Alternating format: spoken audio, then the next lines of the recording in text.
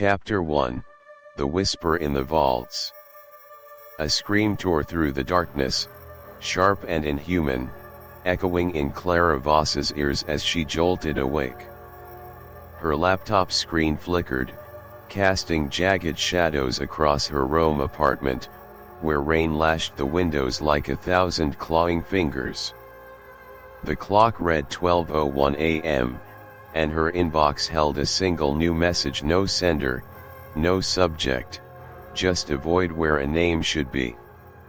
Her heart thudded as she clicked it open, revealing a single image, a tattered parchment page, its surface crawling with angular symbols that seemed to writhe under her gaze. Below them, a sketch of a figure half human, half beast, its hollow eyes boring into her soul stared back. A single line of text accompanied it: the Codex Umbra knows your name. Find it before they do. Clara's breath caught, her fingers trembling over the mouse. She was no stranger to danger. Her career as an investigative journalist had taken her to war zones and black market auctions, but this felt different. The symbols weren't Latin, Greek, or even Hebrew. They were older, sharper, like knives carved into the dawn of civilization. The figure in the sketch seemed to pulse, its edges blurring as if it might crawl out of the screen. She blinked, and for a moment, the room felt colder, the rain's rhythm slowing to a heartbeat. Was that scream real, or did I dream it? She wondered, her skin prickling. She forwarded the email to Elias Kane, an archaeologist with a penchant for chasing myths that others dismissed. His reply came within minutes: Clara, this is bad. Meet me now. Bring your laptop. Elias was already waiting when she arrived at a dimly lit cafe, his rain-soaked jacket dripping onto the floor. He leaned over her screen, his voice low and urgent. These symbols, they're not just ancient. They're pre-Sumerian, older than Uruk, older than anything in the records. And this figure. He tapped the screen, his fingers shaking. It's not a deity. It's a watcher. The Vatican's been hiding something like this for centuries. Clara frowned, her skepticism battling the unease creeping up her spine. A watcher? Elias, you sound like a conspiracy theorist. What's the Codex Umbra? He slid a worn notebook across the table, its pages filled with sketches of cuneiform tablets and strange, winged figures. It's a manuscript, Clara. Older than the Bible, older than the pyramids. Some say it's the first book ever written, not by humans, but by them beings who taught us to build, to write, to worship. The Vatican's got it locked in their secret vaults, and they'll kill to keep it there. His eyes darted to the cafe's shadows, as if expecting someone to emerge. Clara's mind raced. The Vatican's archives were a fortress of secrets, millions of pages sealed behind iron doors, guarded by protocols older than the city itself. She'd written exposés on their censorship before, but this was something else, a story that could rewrite history or destroy her. We need Sophia Reyes, she said, pulling out her phone. Sophia, a former Vatican cryptographer, had been excommunicated for reasons she never shared, but her skill with ancient scripts was unmatched. Clara sent her the image, adding a single line: "Is this real?" Sophia's reply was instant: "Don't send this to anyone else. Meet me at the old chapel on Via Appia. Midnight. Bring Elias." Her words carried a weight that made Clara's stomach twist. Midnight was hours away, but the urgency in Sophia's message was undeniable. The chapel on Via Appia was a ruin, its stones crumbling under the weight of centuries, its air thick with the scent of damp earth and forgotten prayers. Clara, Elias, and Sophia stood beneath its sagging roof, the moonlight filtering through broken stained glass, casting fractured colors across their faces. Sophia held a flashlight, her hands steady but her eyes betraying fear. "This isn't just a codex," she said, her voice barely audible over the rain. "It's a warning. These symbols, they're not just words. They're a ritual, maybe a summoning. The Watchers aren't myths. They're real, and the Vatican's been keeping them at bay for 2,000 years. Clara's skepticism wavered as Sophia traced the symbols on her tablet, each stroke glowing faintly, as if alive. "The Codex Umbra doesn't just tell their story," Sophia continued.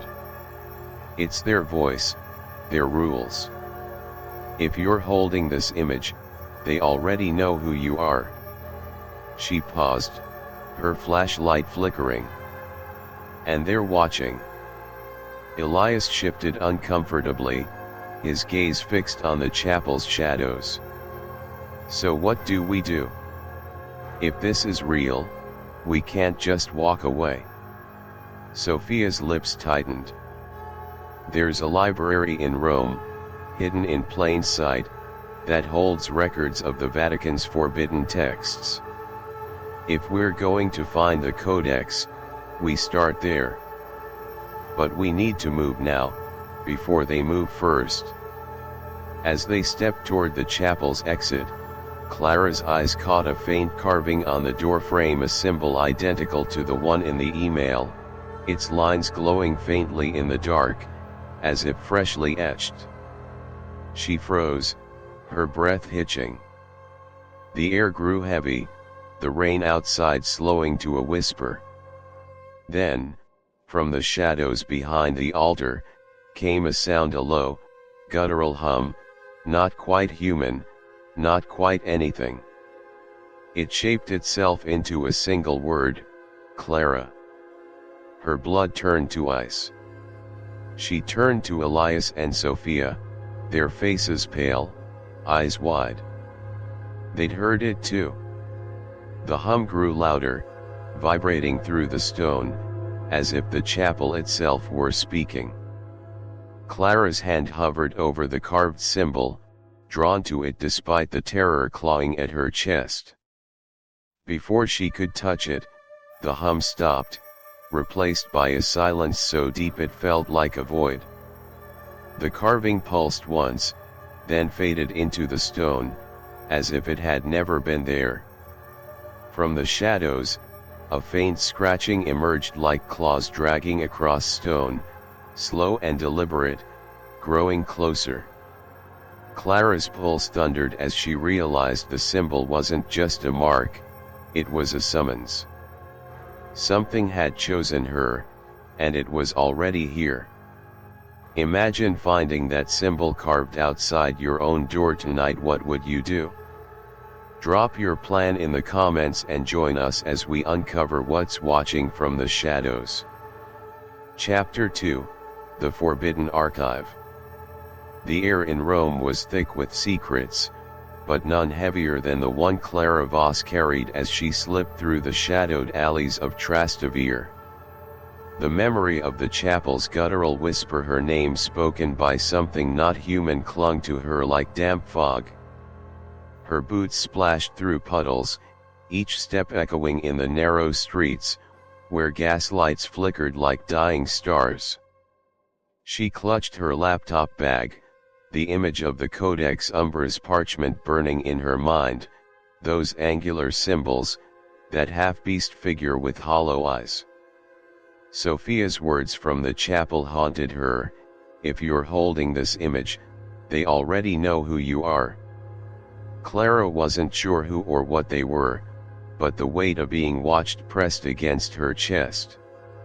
She met Elias and Sophia at a secluded courtyard, hidden behind a crumbling fountain overrun with ivy. The library Sophia had mentioned wasn't on any map, its existence whispered only among those who dealt in forbidden knowledge. "It's called the Biblioteca Silenzio," Sophia said, her voice low, her flashlight beam cutting through the dark. "The Vatican doesn't own it, but they control who gets in. It's where they bury texts too dangerous for the archives." Her eyes, sharp and guarded, scanned the courtyard as if expecting shadows to move. Elias adjusted his rain-soaked cap, his archaeologist's curiosity battling his unease. "And you think this place has clues about the Codex Umbra? Why not go straight to the Vatican?" Sophia's lips curled into a bitter smile. "The Vatican's vaults are a fortress. You don't just walk in. But the Silenzio, it's a crack in their armor. Scholars who crossed the church left their secrets there, hidden in plain sight." She pointed to a nondescript door across the courtyard, its wood warped and stained, marked only by a faint carving, a circle bisected by a jagged line, eerily similar to the symbols on the Codex page. Clara's pulse quickened. "That's it," she whispered, recognizing the symbol from the email. "How do we get in?" Sophia produced a rusted key, its edges worn smooth by time. "I kept this from my days working for the church. They thought I'd forgotten." Her voice held a trace of defiance, but her hands trembled as she approached the door. The lock groaned as it turned, releasing a gust of stale air that smelled of dust and ancient ink. Inside, the library was a labyrinth of sagging shelves, their books bound in cracked leather, their pages yellowed like old bones. Candlelight flickered from sconces, casting wavering shadows that seemed to shift just beyond the eye's reach. The trio moved silently, their footsteps muffled by centuries of dust. Clara's journalist instincts kicked in, her eyes scanning for anything that could tie the Codex Umbra to the Vatican's secrets. She ran her fingers along a shelf, stopping at a tome with a spine embossed with the same bisected circle. She pulled it down, its weight heavy in her hands, and opened it to a page that made her breath catch. It was a record from the 13th century, written in Latin, detailing the trial of a group of scholars accused of heresy. They'd been executed, burned alive for studying a manuscript called Liber Umbri, the Shadow Book. The text described it as a codex of forbidden rites, inscribed by hands not of this world, guarded by beings who watch from the dark. "Listen to this," Clara said, her voice barely above a whisper. She read aloud. "The scholars claimed the Codex spoke of the Watchers, entities who shaped humanity's dawn, not as gods but as keepers of a truth too vast for mortal minds. The Church silenced them, but the Codex was never destroyed." She looked up, her eyes meeting Sophia's. "This is it? The Codex Umbra?" Sophia nodded, her face pale. "The Vatican didn't just hide it. They erased its existence. Those scholars weren't heretics, they were historians, trying to uncover what the Church feared most." She pointed to a faded illustration in the book, a figure with wings and hollow eyes, identical to the one in Clara's email, standing over a pile of shattered tablets. Beneath it, a single line in Latin, "Vigilant in umbris. They watch in the shadows." Elias's hand tightened on his notebook. "If this is true, the Vatican's been lying for centuries. But why? What's in the Codex that's worth killing for? Before Sophia could answer, a faint creak echoed from the far end of the library. The candles flickered, their flames bending as if caught in a draft. Clara's heart skipped. "Did you hear that?" she whispered, her eyes darting to the shadows. The air grew colder, the scent of ink mingling with something acrid, like burnt parchment. Sophia's flashlight beam swept across the shelves, revealing nothing but rows of silent books. Yet the feeling of being watched was undeniable, as if the shadows themselves had eyes. They moved deeper into the library, guided by Sophia's memory of its layout. She led them to a hidden alcove, its entrance concealed behind a tapestry depicting a celestial council figures cloaked in starlight, their hands raised over a glowing book. Clara's stomach twisted as she recognized the bisected circle woven into the tapestry's border. Sophia pushed the fabric aside, revealing a stone wall with a single carving, the same symbol, its lines etched so deeply they seemed to drink the light. "This is it," Sophia said, her voice trembling. "The restricted section. If there's anything about the Codex Umbra, it's here." She pressed the symbol, and the wall shuddered, grinding open to reveal a narrow staircase descending into darkness. The air that rose from below was frigid, carrying a faint hum, like the one in the chapel, but softer, more insidious.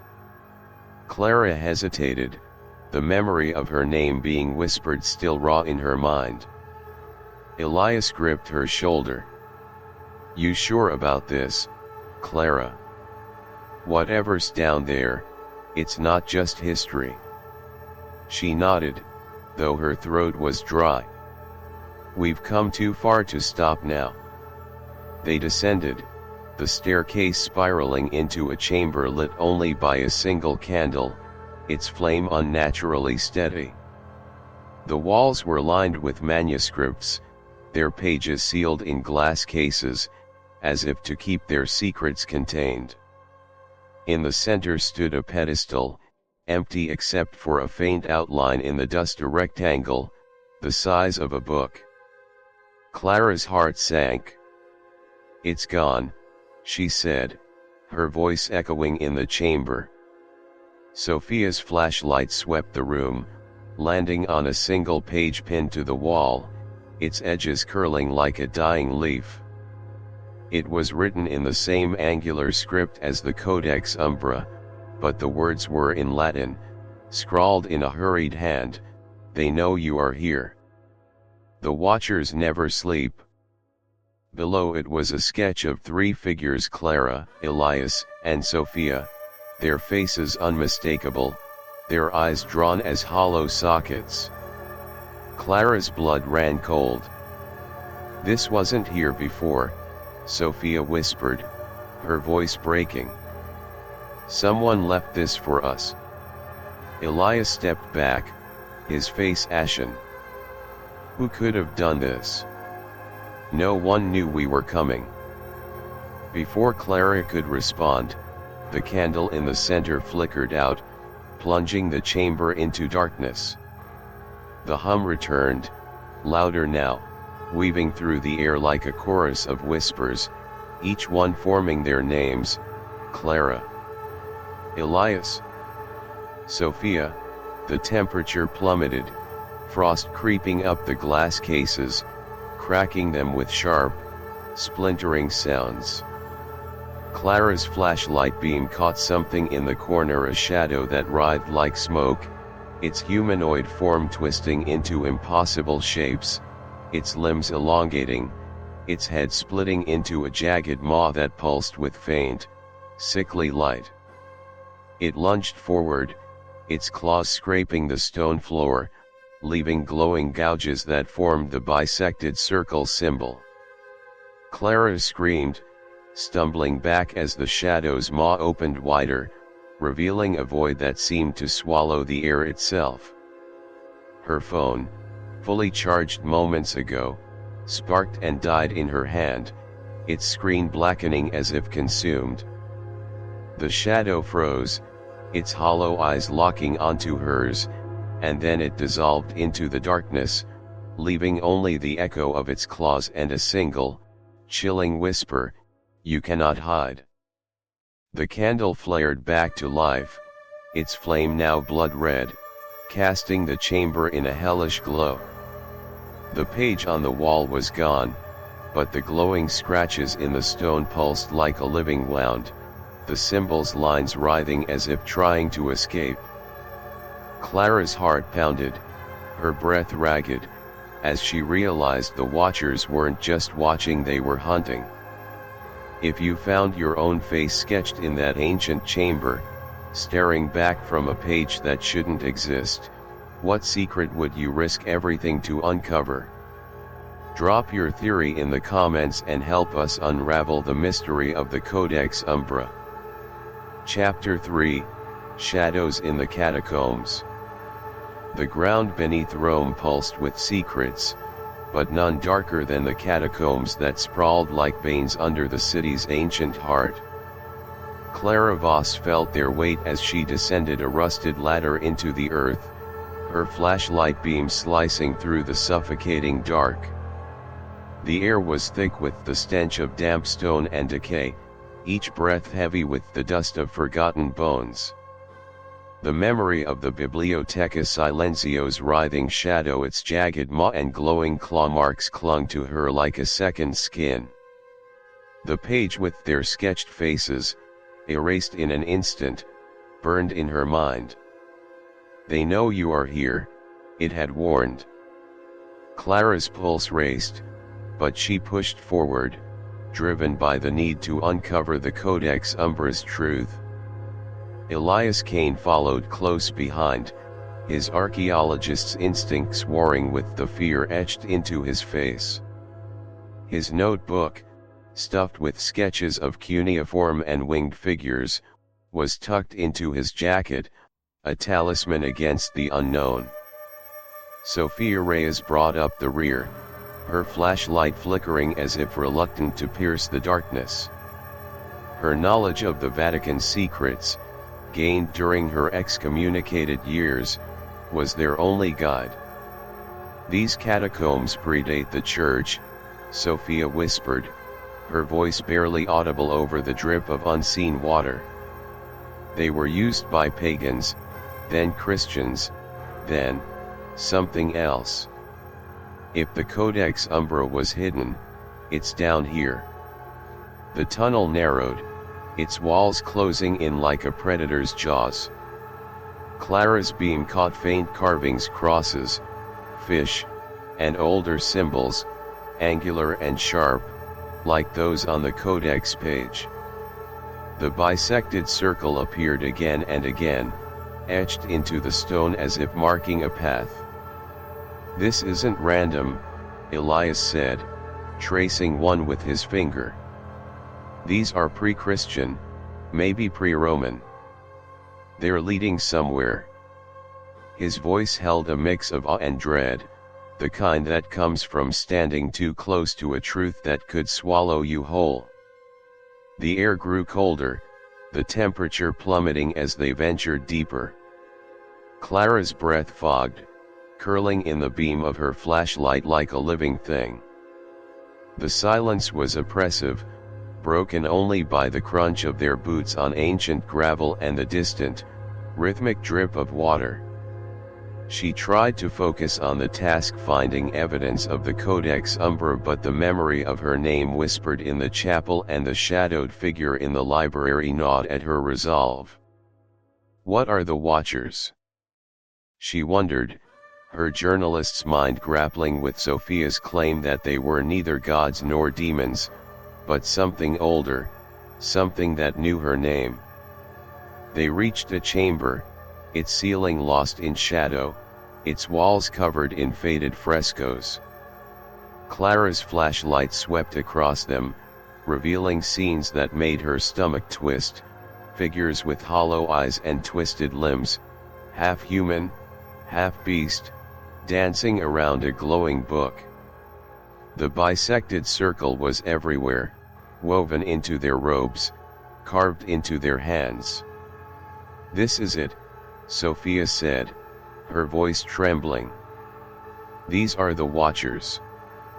The Codex Umbra isn't just a book, it's their ritual, their law. These frescoes, their instructions." Elias knelt before one, his fingers brushing the stone. "Instructions for what?" "A summoning." His voice was steady, but his hand shook. The fresco showed a figure holding a tablet, its surface glowing with the same angular script Clara had seen in the email. Above it, a vortex of light spiraled into the sky, figures falling to their knees in worship or fear. Before Clara could respond, a low rumble shook the chamber, dust cascading from the ceiling. The frescoes seemed to flicker, their colors sharpening as if awakened. Clara's flashlight dimmed, its beam stuttering like a failing heartbeat. "What the hell was that?" she whispered, her voice echoing in the sudden stillness. Sophia's flashlight went out entirely, plunging them into near darkness, save for the faint glow of Clara's weakening beam. "Stay calm," Sophia said, but her voice cracked. She fumbled with her flashlight, cursing under her breath. Elias pulled a glow stick from his pack, snapping it to life. Its green light cast an eerie pall over the frescoes, making the hollow-eyed figures seem to move. Clara's heart pounded as she scanned the chamber, her beam catching something new, a narrow passage branching off, its entrance framed by two stone statues. They were humanoid but wrong, their faces featureless except for deep, empty sockets, their arms ending in clawed hands clutching bisected circles. The air around them felt heavier, as if the stone itself were breathing. "We need to keep moving," Clara said, forcing her voice to stay steady. "If the Codex was here, it's deeper in." She stepped toward the passage, but Elias grabbed her arm. "Look at this," he said, pointing to the base of one statue. Etched into the stone was a single Latin phrase, Umbri te spectant. "The shadows are watching." Clara's blood ran cold. The phrase echoed the warning from the library, but its presence here, carved into stone older than Rome, felt like a threat made physical. They entered the passage, the walls so tight Clara's shoulders brushed against them. The air grew thicker, the smell of decay now laced with something metallic, like old blood. The passage sloped downward, leading to a second chamber, smaller and more oppressive. Its walls were bare except for a single fresco, a massive depiction of a watcher, its wings spread wide, its hollow eyes staring directly ahead. Below it, a stone slab lay embedded in the floor, its surface etched with the bisected circle, now stained a dark, rusty red. Clara's flashlight flickered again, its beam narrowing to a pinprick. "This is a ritual site," Sophia whispered, her eyes locked on the slab. "The Codex Umbra, it's not just a record.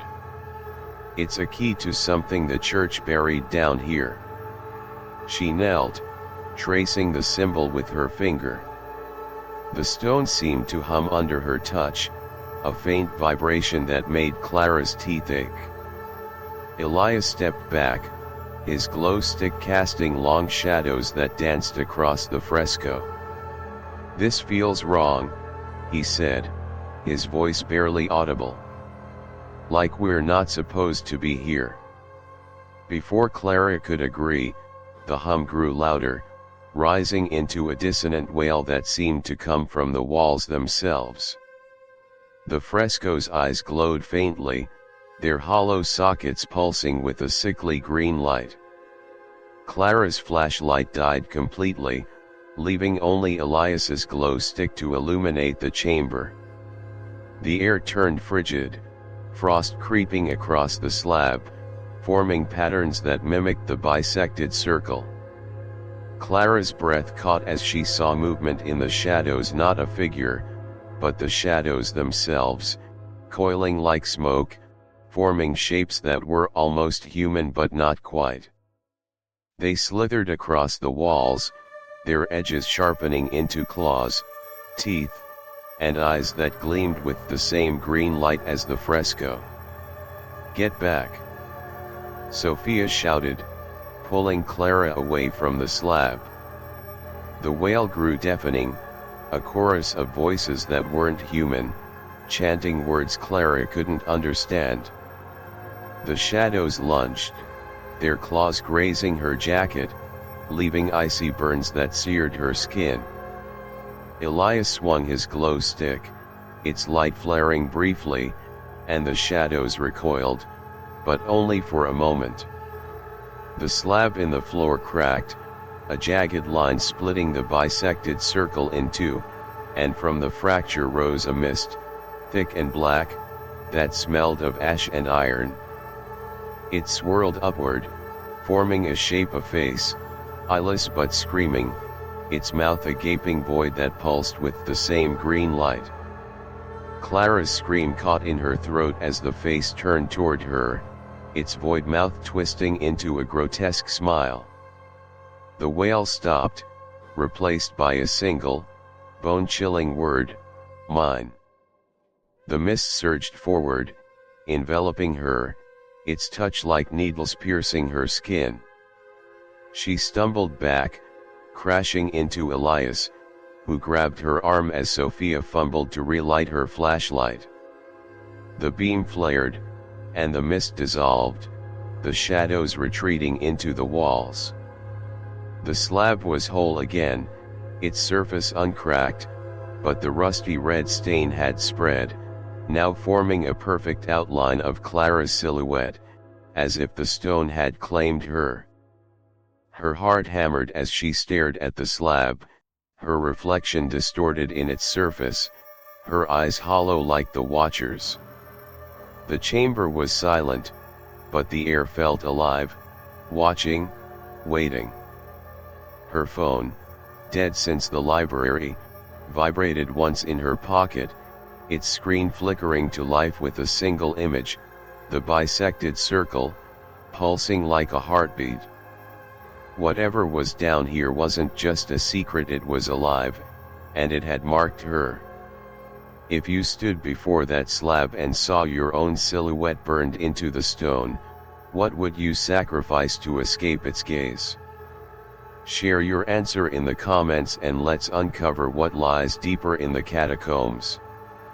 Chapter 4, The First Encounter. The catacombs beneath Rome seemed to breathe, their walls pulsing with a malice that clung to Clara Voss like damp rot. Her flashlight was dead, its beam snuffed out in the wake of the eyeless face that had risen from the cracked slab in the previous chamber. The silhouette of her own form, burned into the stone, haunted her as she stumbled through the narrow tunnel, Elias Kane close behind. The air was suffocating, thick with the stench of ash and iron, and the faint hum from the ritual chamber lingered in her ears, a relentless echo of the word mine. Her skin burned where the mist had touched her, the icy welts forming the bisected circle symbol, throbbing with each heartbeat as if the mark were alive, burrowing into her flesh. Elias gripped his glow stick, its sickly green light casting jagged shadows that danced like specters on the walls. "We need to get out of here," he hissed, his voice tied with fear. His archaeologist's bravado was crumbling, his eyes darting to every shadow as if expecting it to lunge. Clara noticed Sophia Reyes lagging behind, her flashlight flickering erratically, her face pale under the dim glow. She clutched a jagged stone fragment from the slab, its surface etched with the bisected circle, its edges sharp enough to draw blood. "This is our only lead," Sophia said, her voice steady but her eyes distant, as if seeing something beyond the tunnel. "The Codex Umbra's down here somewhere. We can't turn back now." Clara's journalist instincts screamed to run, but the silhouette in the stone, her silhouette felt like a chain binding her to this place. "If we leave, we'll never know what they want," she said, her voice barely above a whisper. "The Watchers, they marked me." She touched the welts on her arm, their pattern glowing faintly under her sleeve, the pain sharp and unnatural, as if the symbol were carving itself deeper. The tunnel widened into a cavernous chamber, its ceiling a vault of jagged stalactites that gleamed like teeth in the dim light. The walls were lined with niches, each holding a crumbling skeleton, their bones arranged in grotesque tableaus, some clutching stone tablets, others posed as if mid-prayer. Clara's breath caught as her eyes fell on a central altar, its surface carved with the bisected circle, now pulsing with a faint, sickly yellow glow. Above it hung a massive fresco, larger than any they'd seen, depicting a council of Watchers, winged, hollow-eyed figures encircling a glowing codex. Their hands reached toward it, as if feeding on its light. "This is no burial site," Sophia whispered, her flashlight steadying as she stepped toward the altar. "This is a temple." Her beam illuminated a pile of shattered stone tablets at the altar's base, their surfaces etched with the same angular script as the Codex Umbra. "These are fragments, maybe from the Codex itself." Elias knelt beside the altar, his glow stick trembling in his hand. "Look at this," he said, pointing to a tablet fragment. Its script was interspersed with drawings, human figures bowing to a Watcher, their faces contorted in agony, their bodies marked with the bisected circle. "This isn't just a ritual. It's a contract." The Watchers gave humanity knowledge, but they demanded something in return. Clara's stomach twisted. "Demanded what?" she asked, though she dreaded the answer. The welts on her arm burned hotter, as if responding to the tablet's presence. She glanced at Sophia, expecting her expertise to clarify, but Sophia's eyes were fixed on the altar, her expression unreadable, almost reverent. Clara's unease deepened. Something was off, but she couldn't place it. The air grew heavier, the hum returning, now a low, guttural pulse that vibrated through the stone. The skeletons in the niches seemed to shift, their bones rattling faintly, as if stirred by an unseen force. Before Clara could speak, the altar's glow intensified, bathing the chamber in a sickly yellow haze. The hum became a roar, a cacophony of voices chanting in a language Clara couldn't comprehend. The fresco above the altar shimmered, the Watchers' hollow eyes flaring with light, their wings twitching as if alive. Clara's flashlight sparked and died again, its metal casing growing hot in her hand. Elias's glow stick flickered, its green light swallowed by the yellow haze. "We need to go," he shouted, but his voice was drowned out by the roar. The air turned viscous, clinging to Clara's skin like oil. She felt a pressure behind her eyes, a sensation of being seen, as if the Watchers were peering into her soul. The welts on her arm pulsed in rhythm with the altar's glow, each throb sending a jolt of pain through her body. She stumbled toward the altar, drawn to it despite the terror clawing at her chest. The stone fragment in Sophia's hand began to vibrate, its edges cutting into her palm, drawing blood that dripped onto the floor. The blood sizzled, evaporating into a thin, black mist that curled upward, merging with the haze. "Stop!"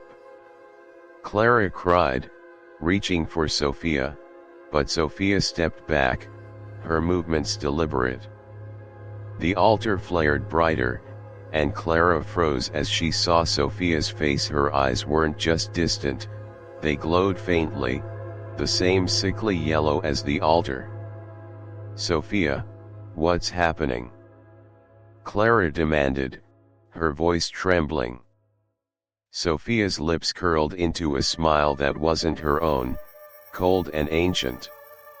"You were always so curious, Clara," she said, her voice layered with an echo that wasn't human. "But you were never meant to understand." She raised the stone fragment, and Clara's heart stopped as she saw the truth.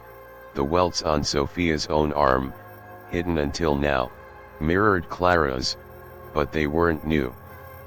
They were scarred, old, as if she'd borne the Watcher's mark for years. "I wasn't excommunicated," Sophia said, her voice dripping with malice. "I was chosen. The Watchers called me to this place long ago, and I brought you here to finish what they started." Elias lunged toward her, but Sophia pressed the fragment against the altar, and the chamber erupted in a blinding red light. The walls shuddered, stones crumbling as the tunnel behind them collapsed, sealing them in. The frescoes Watchers seemed to step forward, their forms peeling from the wall, their hollow eyes locking onto Clara and Elias. Sophia laughed, a sound that merged with the roar, her body trembling as the mist enveloped her, lifting her slightly off the ground. "The Codex Umbra isn't a book," she said, her voice now a chorus of inhuman tones. "It's a door. And you're the key." Clara's phone vibrated in her pocket, its screen flickering to life despite its dead battery. A distorted image appeared, her face, eyes hollow, mouth screaming, overlaid with the bisected circle. Below it, a single word flashed: "Sacrificed." The mist surged forward, wrapping around Clara and Elias, its touch burning and freezing at once. Clara's welts glowed brighter, spreading across her chest, and she felt the voice again, cold and ancient: "You were brought here to serve." The altar pulsed, and from its center rose a shape, a codex, its pages glowing with the same angular script, floating as if alive. Sophia reached for it, her scarred arm outstretched, her eyes blazing with the Watcher's light. The catacombs shook, and a low, guttural chant echoed not from Sophia, but from the walls themselves, as if the stone had joined her betrayal. "If you learned your closest ally was a traitor serving an ancient evil, what would you do to stop them before the door opens? Drop your plan in the comments and help us fight the Watchers." Chapter 5, The Vatican's Watchers. The catacombs' collapse still rang in Clara Voss's ears, the grinding stones and Sophia's chilling betrayal a wound as raw as the glowing welts on her skin. She and Elias Kane had barely escaped the ceiling tunnel, scrambling through a crumbling passage that spat them into a forgotten sewer beneath Rome. The air was rancid, thick with the stench of mildew and something sharper, like blood left to fester. Clara's arm throbbed, the bisected circle marks spreading across her chest, pulsing with a sickly light that seemed to whisper sacrifice, the word that had flashed on her phone before it died again. Sophia's words echoed in her mind: "I was chosen. You were never meant to leave this place." The betrayal cut deeper than the welts, but Clara's journalist resolve burned hotter. She needed answers, no matter the cost. Elias limped beside her, his glow stick flickering, its green light barely piercing the sewer's oppressive dark. His face was pale, his eyes haunted by the image of Sophia's glowing eyes and the floating Codex.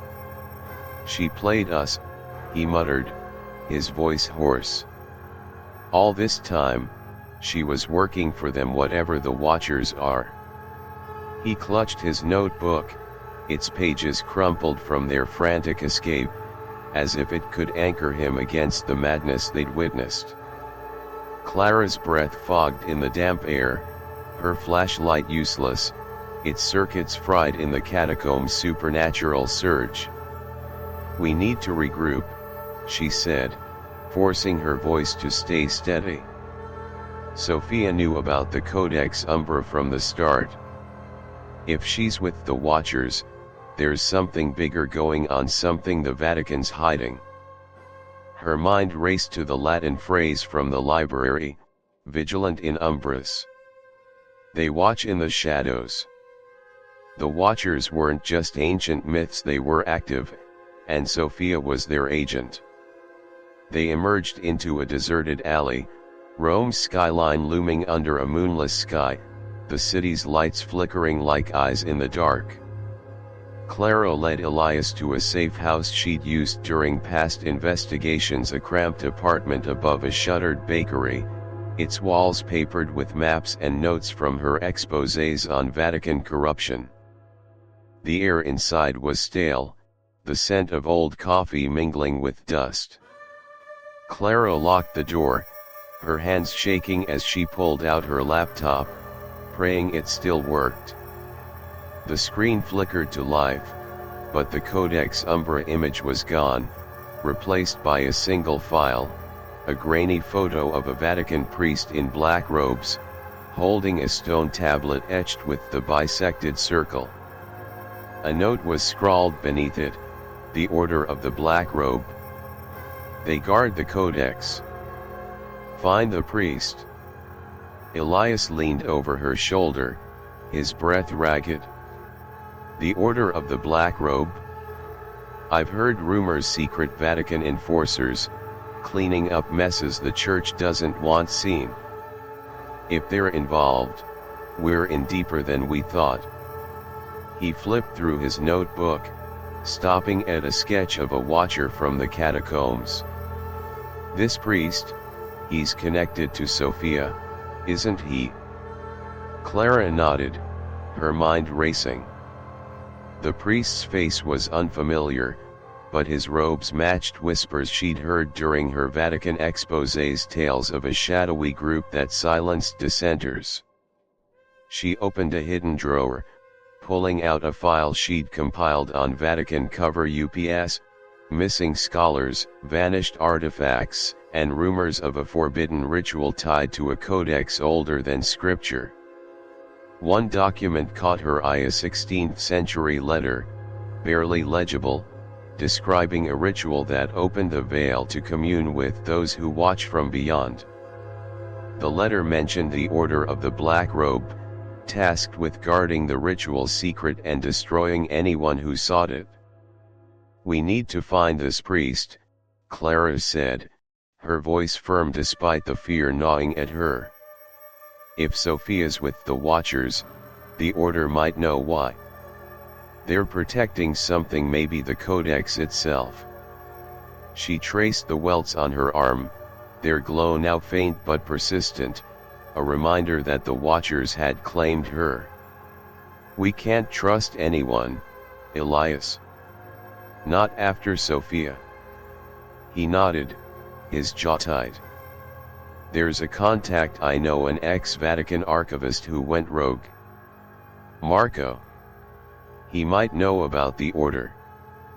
But he's paranoid, lives off the grid. We'll need to move fast." They met Marco at midnight in a derelict church on the outskirts of Rome, its pews splintered, its altar draped in cobwebs. The air was heavy with the scent of wax and decay, the stained glass windows casting fractured shadows that seemed to writhe. Marco was a wiry man, his eyes darting like a hunted animal's, his hands clutching a satchel stuffed with papers. "You shouldn't be here," he whispered, his voice barely audible over the wind howling outside. "The Order of the Black Robe, they're not just priests. They're the Vatican's shadow, answerable only to the highest powers. They've been watching you since you got that email." Clara's heart skipped. "The email about the Codex Umbra? How do you know about that?" Marco's eyes narrowed. "Because I sent it." He pulled a crumpled photo from his satchel, the same image of the priest in black robes. "Father Lorenzo. He's their enforcer. The Order's been guarding the Codex Umbra for centuries, not to protect it, but to use it. They performed the ritual before summoning the Watchers to secure the Church's power. Sophia was one of their agents, planted to lure you here." Elias stepped forward, his voice sharp. "Lure us? For what? What do the Watchers want with us?" Marco's hands shook as he pulled out a tattered journal, its pages filled with sketches of the bisected circle and notes in frantic script. "The Codex isn't just a book. It's a contract, written in blood, binding humanity to the Watchers.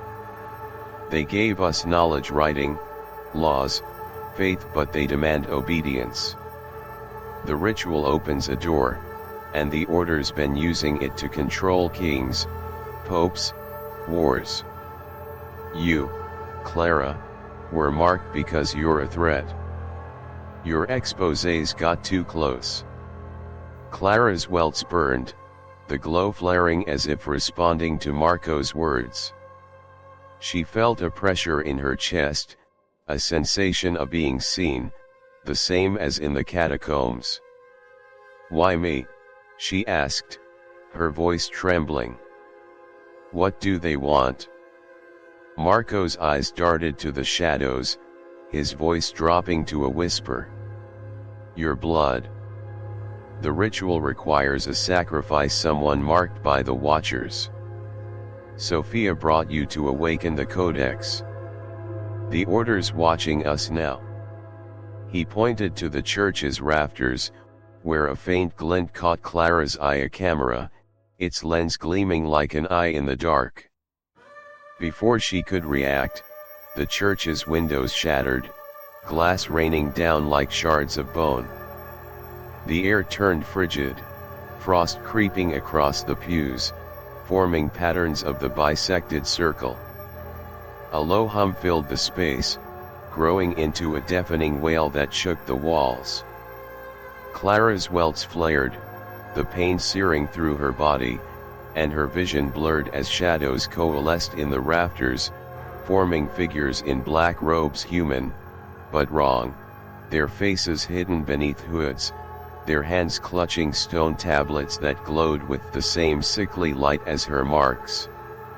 Elias grabbed her arm, pulling her toward the altar, but Marco screamed, his satchel spilling papers as he bolted for the door.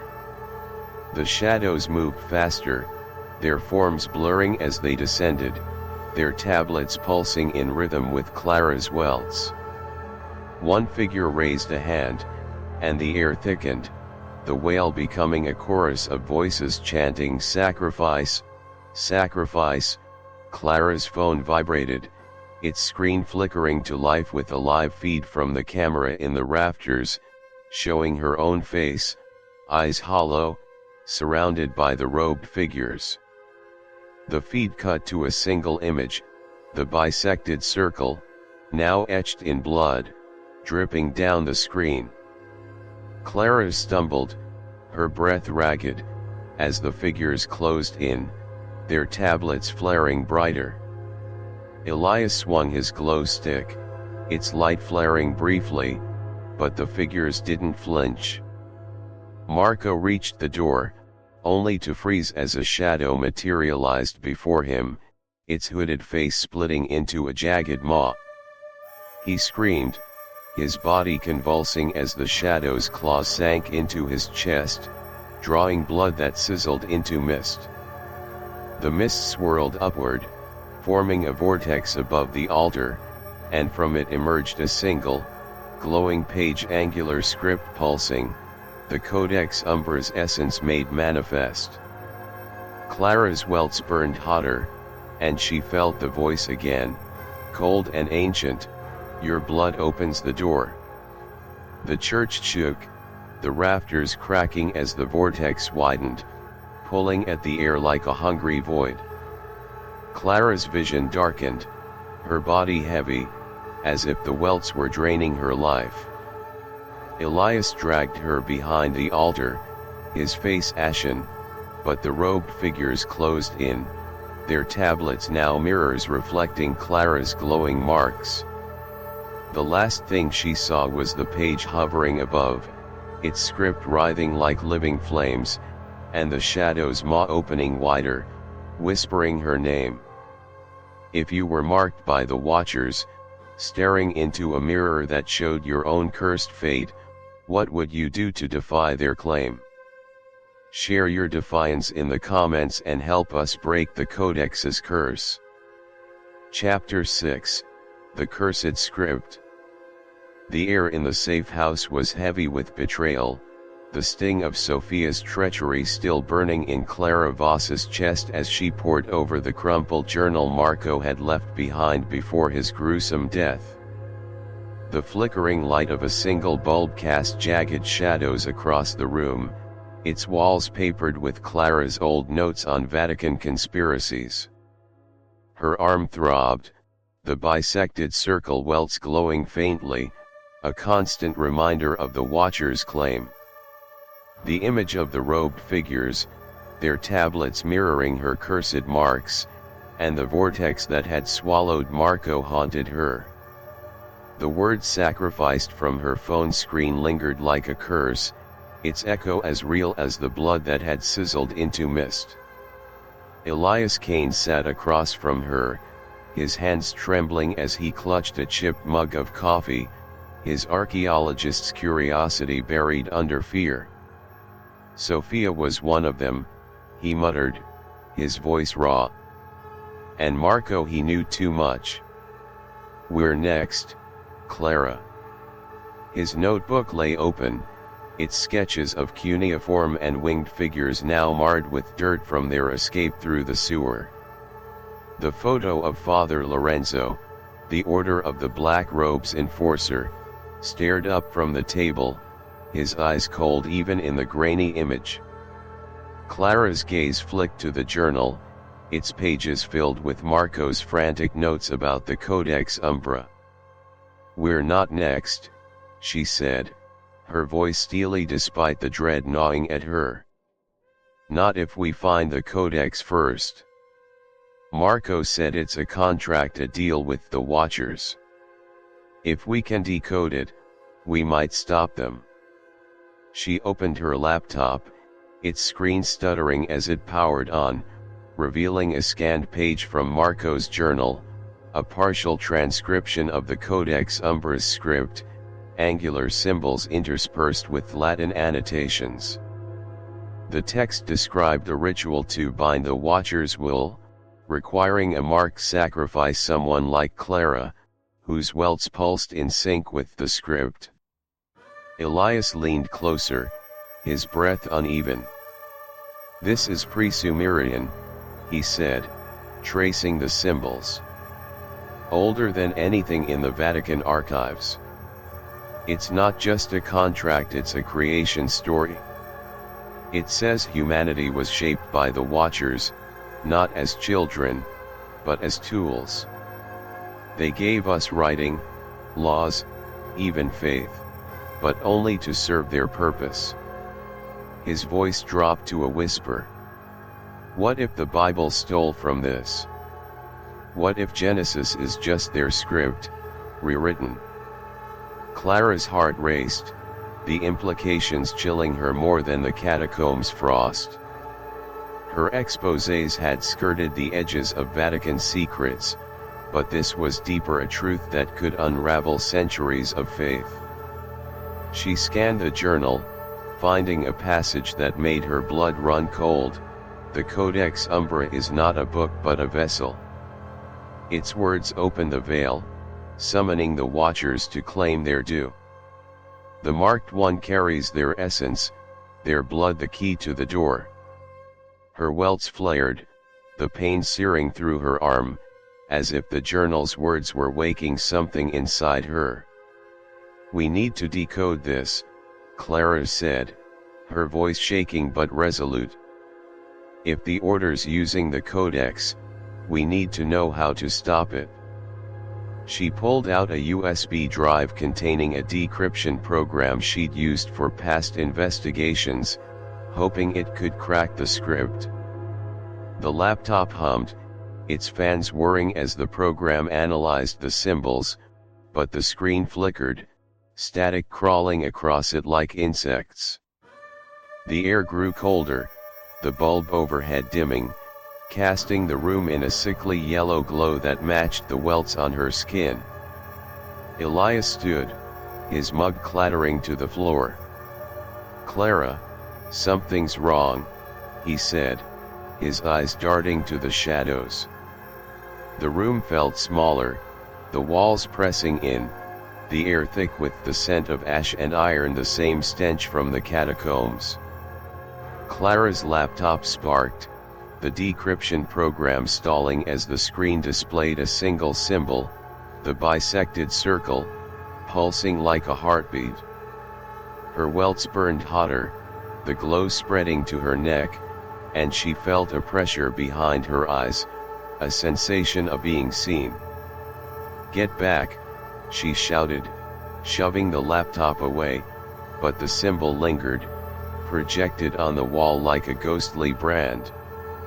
The journal's pages began to turn on their own, flipping faster, the script glowing with the same sickly light. Clara's breath fogged, frost creeping across the table, forming patterns of the bisected circle. The hum from the catacombs returned, now a low, guttural chant that seemed to rise from the floor itself, vibrating through her bones. Elias grabbed her arm, his fingers digging into her glowing welts. "Clara, we need to," his words cut off as the bulb exploded, plunging the room into darkness. The chant grew louder, a chorus of voices speaking in unison. "The marked one opens the door." Clara's vision blurred, images flooding her mind, ancient cities under blood-red skies, humans kneeling before watchers, their bodies marked with glowing symbols, their blood pooling into a codex that pulsed with life. The voice in her head was cold, ancient, "You cannot resist what you are." She stumbled back, her hands clawing at the air, the welts now burning across her chest, forming a map of symbols that glowed through her shirt. Elias's glow stick flared, its green light revealing the room's walls, now covered in the bisected circle, etched as if by invisible hands. The journal lay open, its pages bleeding ink that dripped to the floor, forming a pool that shimmered like liquid fire. From the pool rose a figure, not solid, but a silhouette of smoke, its form humanoid but wrong, its limbs too long, its head crowned with jagged spikes. Its eyes were voids, glowing with the same yellow light as Clara's welts, and its voice filled the room, a hiss that cut through the chant, "You were born for this." Clara screamed, her voice drowned by the chant, as the figure reached for her, its smoky fingers grazing her face, leaving trails of ice that burned.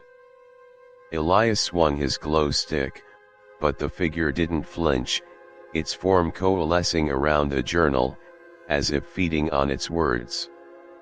The laptop screen flickered, displaying a live feed not from the safe house, but from the catacombs, showing Sophia, her eyes blazing yellow, standing before the altar. She smiled, her voice echoing through the screen, "You can't stop the ritual, Clara. It's already begun." The safe house shook, the walls cracking as the ink pool spread, climbing the walls like veins. Clara's welts pulsed in rhythm with the figure's eyes, and she felt her body grow heavy, as if the marks were pulling her toward the pool. Elias grabbed her, dragging her toward the door, but the figure lunged, its smoky form splitting into tendrils that wrapped around her legs, their touch like knives. She kicked free, her heart pounding, as the door slammed shut on its own, the lock clicking with a sound like breaking bones. The chant grew deafening, the symbols on the walls flaring brighter, and from the ink pool rose a single page, glowing with the Codex Umbris script, its words writhing like serpents. Clara's welts burned white hot, and she felt the voice again, "Your blood will finish it." The room spun, her vision darkening as the tendrils tightened, pulling her toward the pool. Elias screamed her name, but his voice was distant, swallowed by the chant. The page hovered closer, its script bleeding into the air, forming a doorway of light that pulsed with the same rhythm as her welts. Through it, she saw Sophia, her scarred arm raised, and beyond her, a void where the watchers waited, their hollow eyes fixed on Clara. The safe house's walls began to dissolve, the ink veins spreading like a web, trapping her in a cage of light and shadow. If a cursed page called your name, opening a doorway to the Watcher's realm, would you dare pledge your strength to seal it shut by sharing this tale with others? Click that like button to stand with Clara, share this story to rally the fight, or subscribe to join our battle against the Codex's curse. Chapter 7, The Rising Darkness. The safe house's walls seemed to scream, their dissolving edges still seared into Clara Voss's mind as she and Elias Kane fled into the rain-soaked streets of Rome. The Codex Umbris glowing page, its writhing script forming a doorway to the Watcher's realm, haunted her every step. Her welts burned, the bisected circle marks spreading across her chest like a living map, pulsing with a sickly yellow glow that matched the horror of Sophia's betrayal. The voice in her head, cold, ancient, hissing "Your blood will finish it," clung to her like the damp chill of the night. The air was thick with the scent of wet stone and ozone, as if the city itself were bracing for a storm that wasn't natural. Elias clutched his notebook, its pages sodden from the rain, his face pale under the flickering streetlights. "We can't stay here," he said, his voice barely audible over the downpour.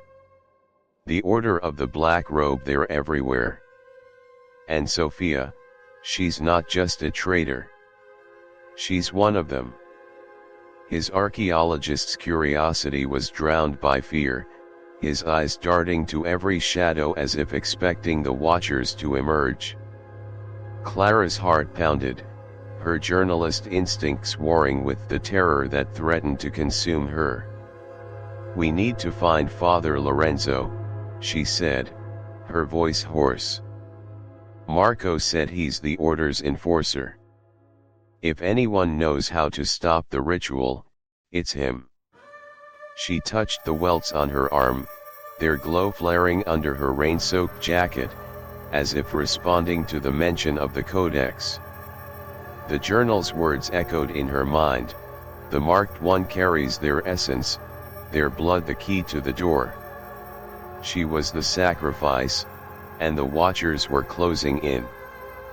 They ducked into a derelict warehouse on the edge of the Tiber River, its rusted beams groaning under the storm's weight. The air inside was stale, heavy with the scent of mold and oil, the floor slick with puddles that reflected the faint glow of Clara's welts. She pulled out Marco's journal, its pages still damp from the sewer escape, and flipped to a section sheet overlooked a map sketched in frantic ink, marking a hidden chapel in Rome's Aventine Hill. A note beside it read, "Lorenzo guards the key. The chapel holds the truth." "This is our shot," Clara said, her voice trembling but resolute. "If Lorenzo's with the order, he's protecting something, maybe a way to break the Codex's hold." She traced the map, her fingers shaking, the welts burning hotter as if warning her. Elias nodded, but his eyes were fixed on the shadows, his glow stick casting a feeble green light that seemed to shrink in the warehouse's vastness. The journey to Aventine Hill was a blur of rain and paranoia, the city's streets twisting like a labyrinth. The chapel was a crumbling relic, its facade overgrown with ivy, its windows boarded up like eyes sewn shut. The air was colder here, the storm's roar muffled, as if the chapel existed in a bubble of unnatural silence. Clara's welts pulsed, the glow now visible through her shirt, casting eerie shadows on the chapel's door. A faint carving marked its surface, the bisected circle, its lines etched so deeply they seemed to bleed light. Elias hesitated, his hand on the door. "This feels like a trap," he whispered, his voice barely audible. "After Sophia, how do we know Lorenzo isn't one of them?" "We don't," Clara admitted, her throat dry. "But we're out of options." She pushed the door open, its hinges screaming like a wounded animal. Inside, the chapel was a ruin, its pews splintered, its altar draped in tattered cloth. A single candle burned at the center, its flame unnaturally steady, casting a sickly yellow glow that matched Clara's welts. The air was thick with the scent of wax and something acrid, like burnt bone. A figure stood at the altar, cloaked in black robes, his back to them. Father Lorenzo. His hands moved slowly, arranging stone tablets on the altar, each etched with the bisected circle. Clara's heart skipped as she recognized the tablets from the catacombs, their glow pulsing in rhythm with her marks. "You're late," Lorenzo said, his voice low and gravelly, without turning. "The watchers have been waiting." Clara stepped forward, her fear battling her resolve. "We know about the Codex Umbra," she said, her voice steady despite the pain in her arm. "We know it's a contract. Tell us how to stop the ritual." Lorenzo turned, his face half hidden by his hood, his eyes glinting with the same yellow light as the watchers. "Stop it," he said, a smile curling his lips. "You think you can defy what was written before humanity crawled from the dust?" He gestured to the tablets, their script flaring brighter. "The Codex is eternal. It chose you, Clara, as it chose Sophia. Your blood will open the door." Elias gripped his glow stick, his knuckles white. "You're with the Order of the Black Robe," he said, his voice shaking. "You're using the Codex to control people, just like Marco said." Lorenzo laughed, a sound that echoed like breaking glass. "Control? The Order doesn't control the Watchers. We serve them. The Codex is their voice, their law. Humanity was created to obey, and the ritual ensures it."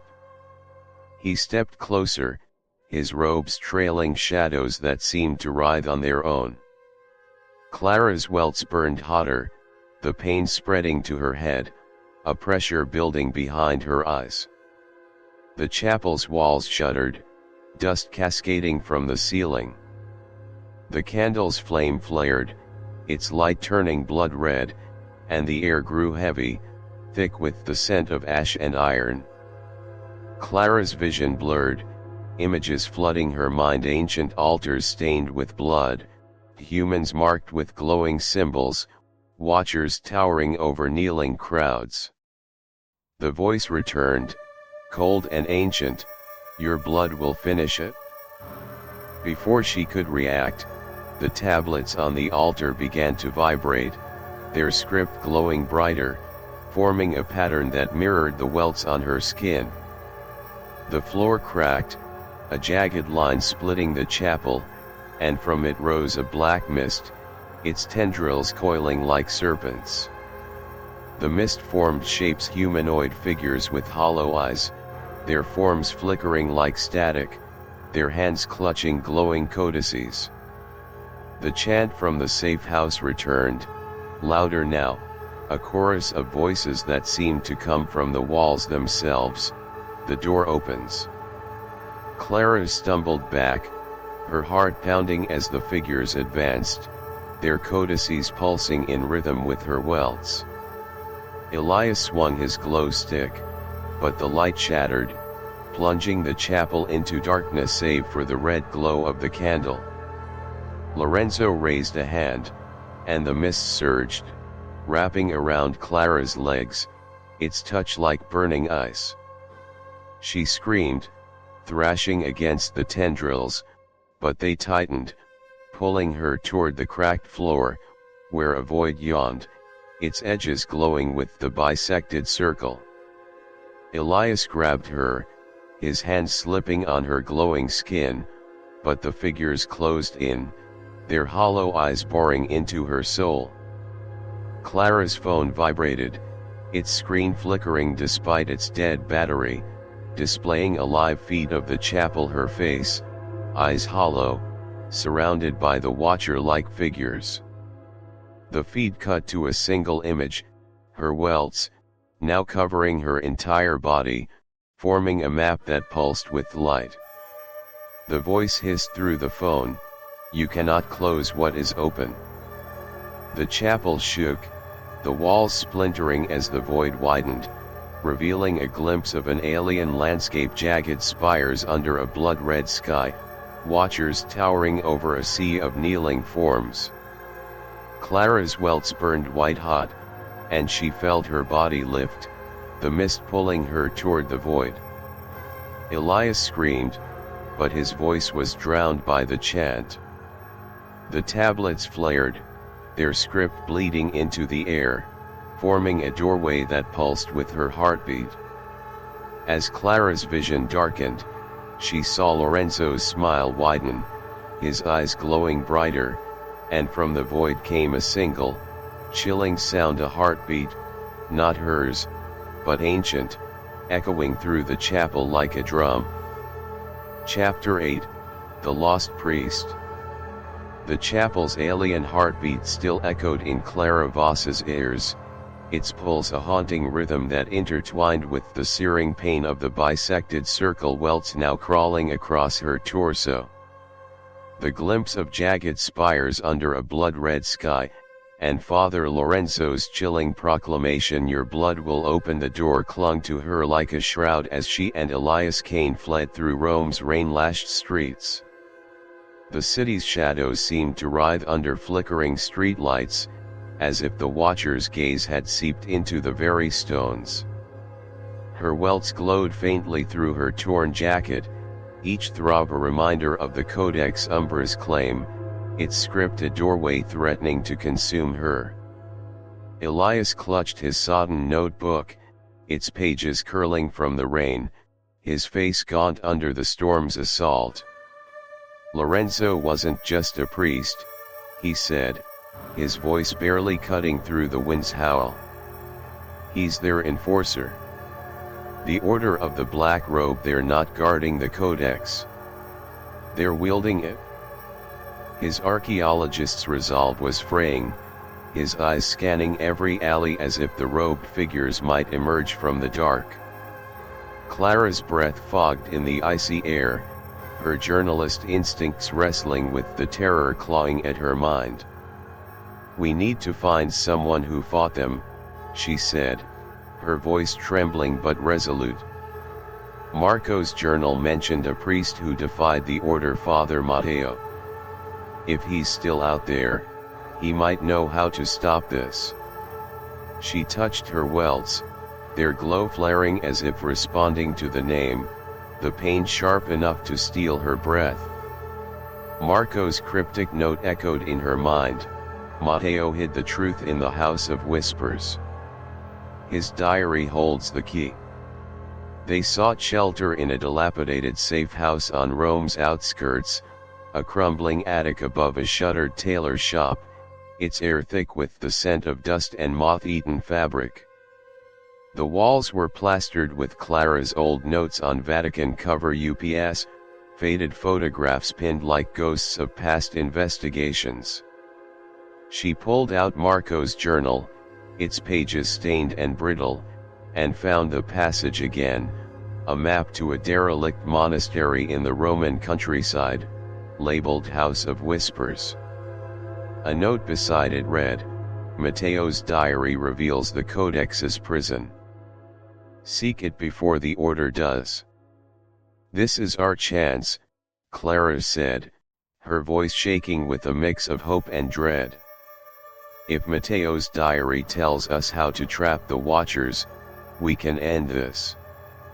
Elias nodded, but his eyes were fixed on the window, where the rain seemed to etch faint outlines of the bisected circle, dissolving as quickly as they formed. The monastery loomed in the countryside, a skeletal ruin with stone walls crumbling under centuries of neglect, its spires jagged against a storm-darkened sky. The air was heavy with the scent of wet earth and decay, the silence unnervingly thick, as if the world held its breath. Clara's welts pulsed, their glow casting eerie shadows on the monastery's entrance, where a weathered carving of the bisected circle marked the door, its lines seeming to pulse in time with her marks.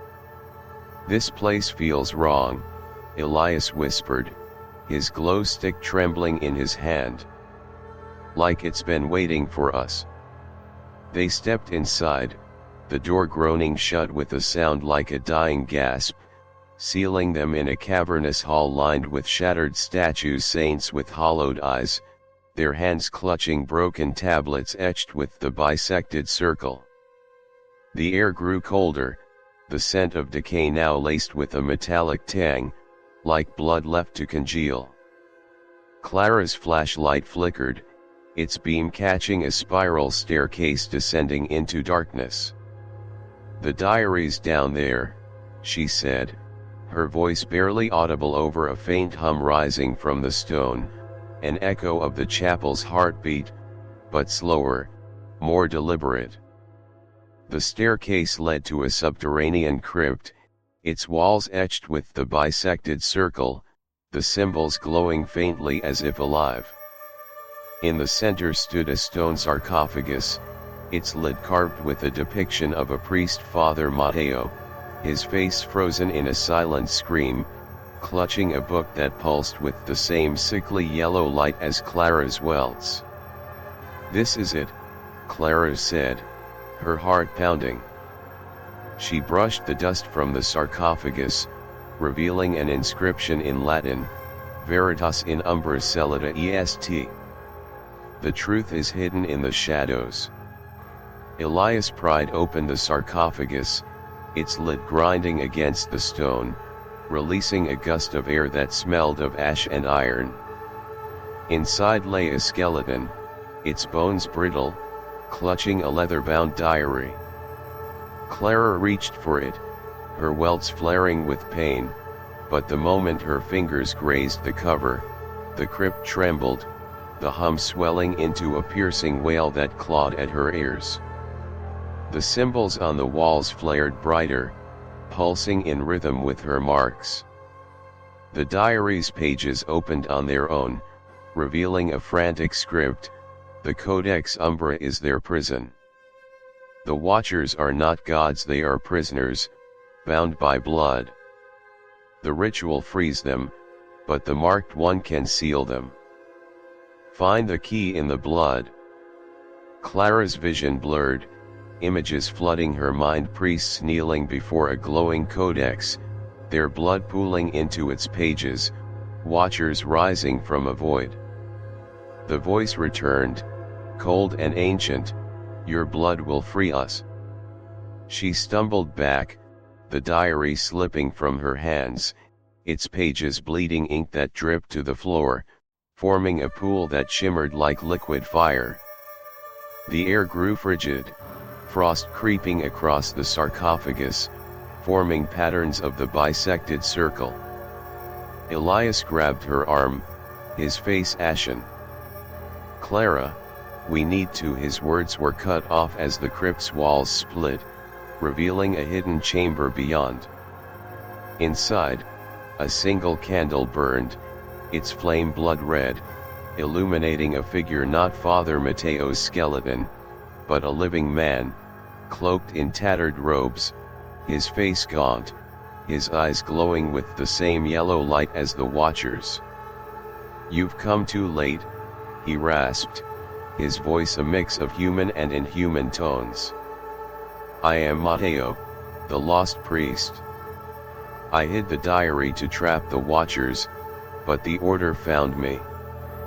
He raised his hand, revealing welts identical to Clara's, now scarred and blackened, as if burned into his flesh. The crypt shook, the wail growing deafening, a chorus of voices chanting, "Free us, free us."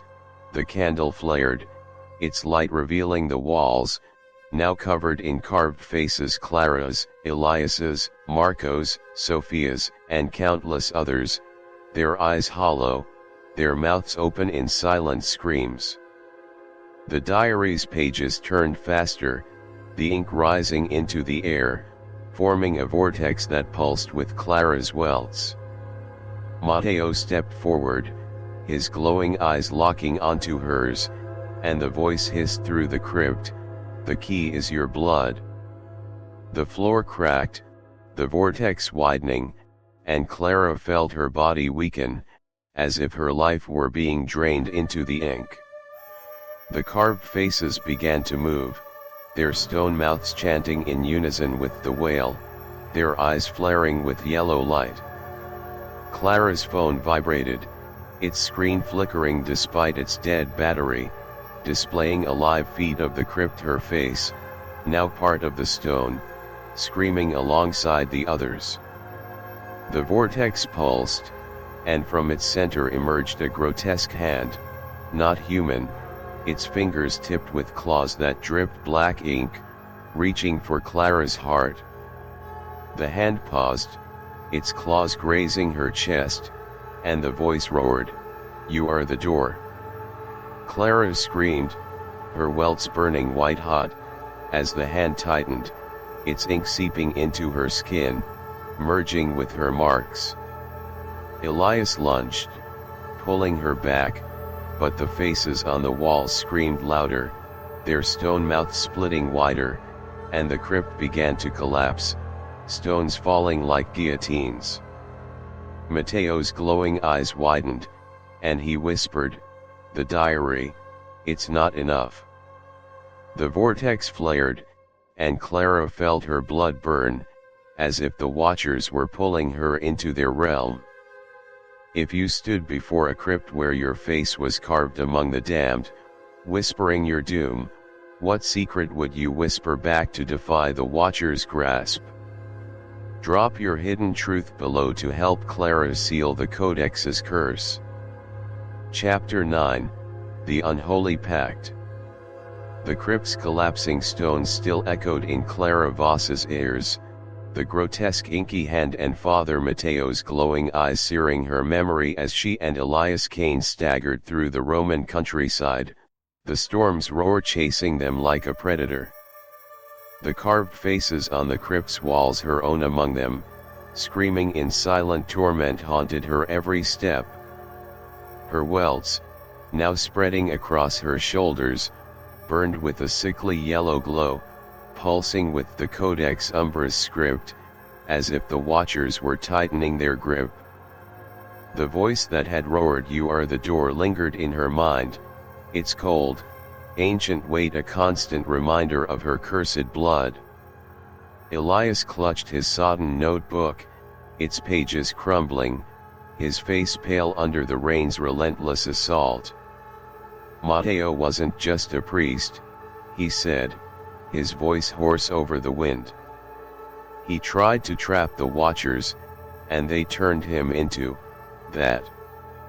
His archaeologist's resolve was shattered, his eyes scanning the darkened fields as if expecting the inky hand to emerge from the earth. Clara's breath fogged in the frigid air, her journalist instincts battling the terror that threatened to consume her. His diary said the Codex is their prison, she said, her voice trembling but resolute. If we can find out how Matteo planned to seal it, we might stop the ritual. She touched her welts, their glow flaring through her torn jacket, the pain sharp enough to make her gasp. The diary, now tucked in her bag, had hinted at a blood-bound pact, an unholy agreement between the Vatican and the Watchers, sealed centuries ago. They sought refuge in a derelict barn, its wooden beams groaning under the storm's weight, the air thick with the scent of rotting hay and damp earth. Clara pulled out Matteo's diary, its leather cover cracked, its pages stained with ink that seemed to shimmer faintly. The script was frantic, a mix of Latin and angular symbols matching the Codex Umbra. One passage stood out, written in a trembling hand: the Order of the Black Robe forged a pact with the Watchers in 1287, offering blood to maintain their power. The Codex Umbra is their chain, but the ritual requires a marked sacrifice to break it. I stole a fragment to stop them, but they found me. Clara's heart raced, the implications chilling her more than the storm. The Vatican didn't just hide the Codex, she said, her voice shaking. They used it. They've been feeding the Watchers for centuries. She flipped to another page, revealing a list of names: popes, cardinals, and scholars, all marked as sacrifices to the Watchers, their disappearances blamed on plagues or heresies. One name stood out: Father Lorenzo, listed as the order's enforcer in 2025, the year they stood in now. Elias's eyes widened.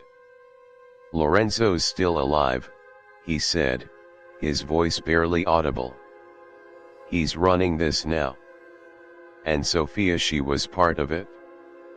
He pointed to a sketch in the diary, a bisected circle surrounded by kneeling figures, their blood pooling into a glowing codex. This pact, it's why they marked you. Your blood is the key. Clara's welts flared, the pain searing through her chest, as if the diary's words were waking something inside her. We need to find Lorenzo, she said, her voice resolute despite the dread. If he's the enforcer, he knows how the pact works. She pulled out her laptop, its screen stuttering from the safe house supernatural surge, and searched for clues on Lorenzo's whereabouts. A single file appeared, unprompted, a Vatican archive record, detailing a secret conclave in a hidden basilica beneath Rome's San Clemente. The record mentioned the Pact of the Veil, a ritual to renew the Watchers' bond, led by Lorenzo.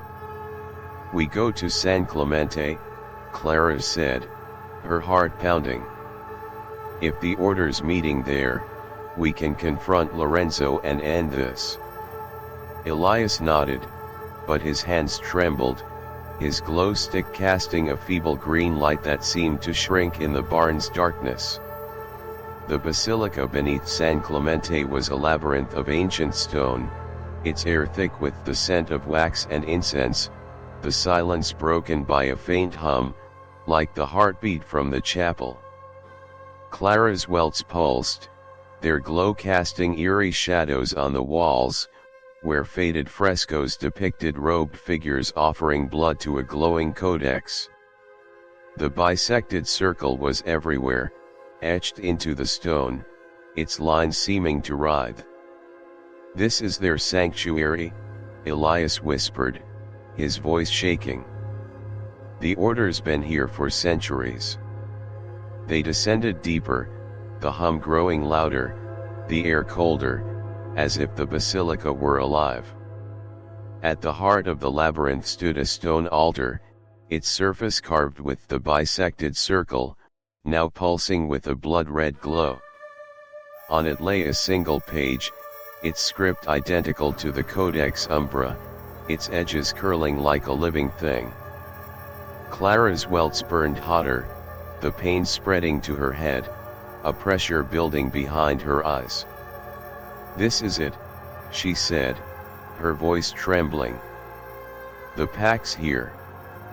Before Elias could respond, footsteps echoed from the shadows. Father Lorenzo emerged, his black robes trailing like liquid night, his eyes glowing with the same yellow light as the watchers. "You're persistent," he said, his voice a low growl. "But the pact cannot be broken. The Watchers gave us power, popes, empires, wars, all shaped by their will. Your blood will renew it." He gestured to the page, its script flaring brighter, as if responding to Clara's presence. Clara stepped forward, her fear battling her resolve. "Matteo tried to stop you," she said, her voice steady. "He hid the diary to trap the Watchers. We can do the same." Lorenzo laughed, a sound that echoed like shattering glass, and the altar's glow intensified, bathing the basilica in a sickly red haze. The hum swelled into a deafening wail, the frescoes on the walls shimmering, their figures seeming to step forward, their hollow eyes flaring with light.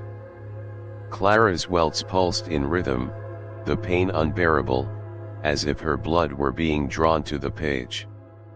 The air grew viscous, clinging to her skin like oil, and the voice returned, cold and ancient, "Your blood seals the pact." Elias grabbed her arm, his glow stick flickering, its light swallowed by the haze. The altar's page began to rise, its script bleeding into the air, forming a shimmering veil that pulsed with Clara's welts. The fresco's figures moved, their stone forms cracking as they stepped into the basilica, their hands clutching glowing codices. Lorenzo raised a dagger, its blade etched with the bisected circle, and stepped toward Clara. "The pact demands blood," he said, his eyes blazing. "Yours will free them." Before Clara could react, the basilica shook, the floor splitting to reveal a pool of black ink, its surface writhing like a living thing. From it rose a figure, not a watcher, but a grotesque amalgamation of flesh and stone, its body stitched together from the carved faces in the crypt, its eyes glowing with yellow light. Its mouth opened, revealing rows of jagged teeth, and it spoke in a chorus of voices, including Sophia's and Matteo's, "The pact is eternal." Clara's welts burned white-hot, her body weakening as the ink pool surged, its tendrils wrapping around her legs, pulling her toward the veil. Elias swung his glow stick, but the figure didn't flinch, its stone flesh form absorbing the light. The fresco's figures closed in, their codices flaring, and Clara's phone vibrated, its screen flickering with a live feed. Her face, now part of the stone figure, its mouth screaming in unison with the wail. The veil pulsed, and from its center emerged a single, glowing claw, dripping ink that burned the stone. The voice roared, "Your blood is ours." The basilica's walls began to melt, the ink pool spreading like a flood, and Clara felt her blood burn, as if the watchers were draining her life. Elias pulled her back, but the figure lunged, its claw grazing her chest, leaving a glowing gash that pulsed with the veil's light. The wail grew deafening, the frescoes' faces screaming, and Clara's vision darkened, the veil now a doorway to a blood-red void where the watchers waited. Chapter 10, The Codex Revealed. The basilica's melting walls and the stone flesh figure's jagged teeth still clawed at Clara Voss's mind as she and Elias Kane fled through Rome's labyrinthine alleys, the storm's roar a relentless predator at their heels. The blood-red void, pulsating with the Watcher's presence, and Father Lorenzo's chilling words, "Your blood is ours," echoed in her ears, merging with the searing pain of the bisected circle welts that now sprawled across her chest and arms. Her glowing marks pulsed like a second heartbeat, each throb a reminder of the Codex Umbra's claim, its script a doorway to a realm she couldn't comprehend. The city's shadows twisted under flickering streetlights, as if the Watcher's gaze had seeped into Rome's very bones. Elias clutched his tattered notebook, its pages nearly disintegrating from the rain, his face gaunt under the storm's assault.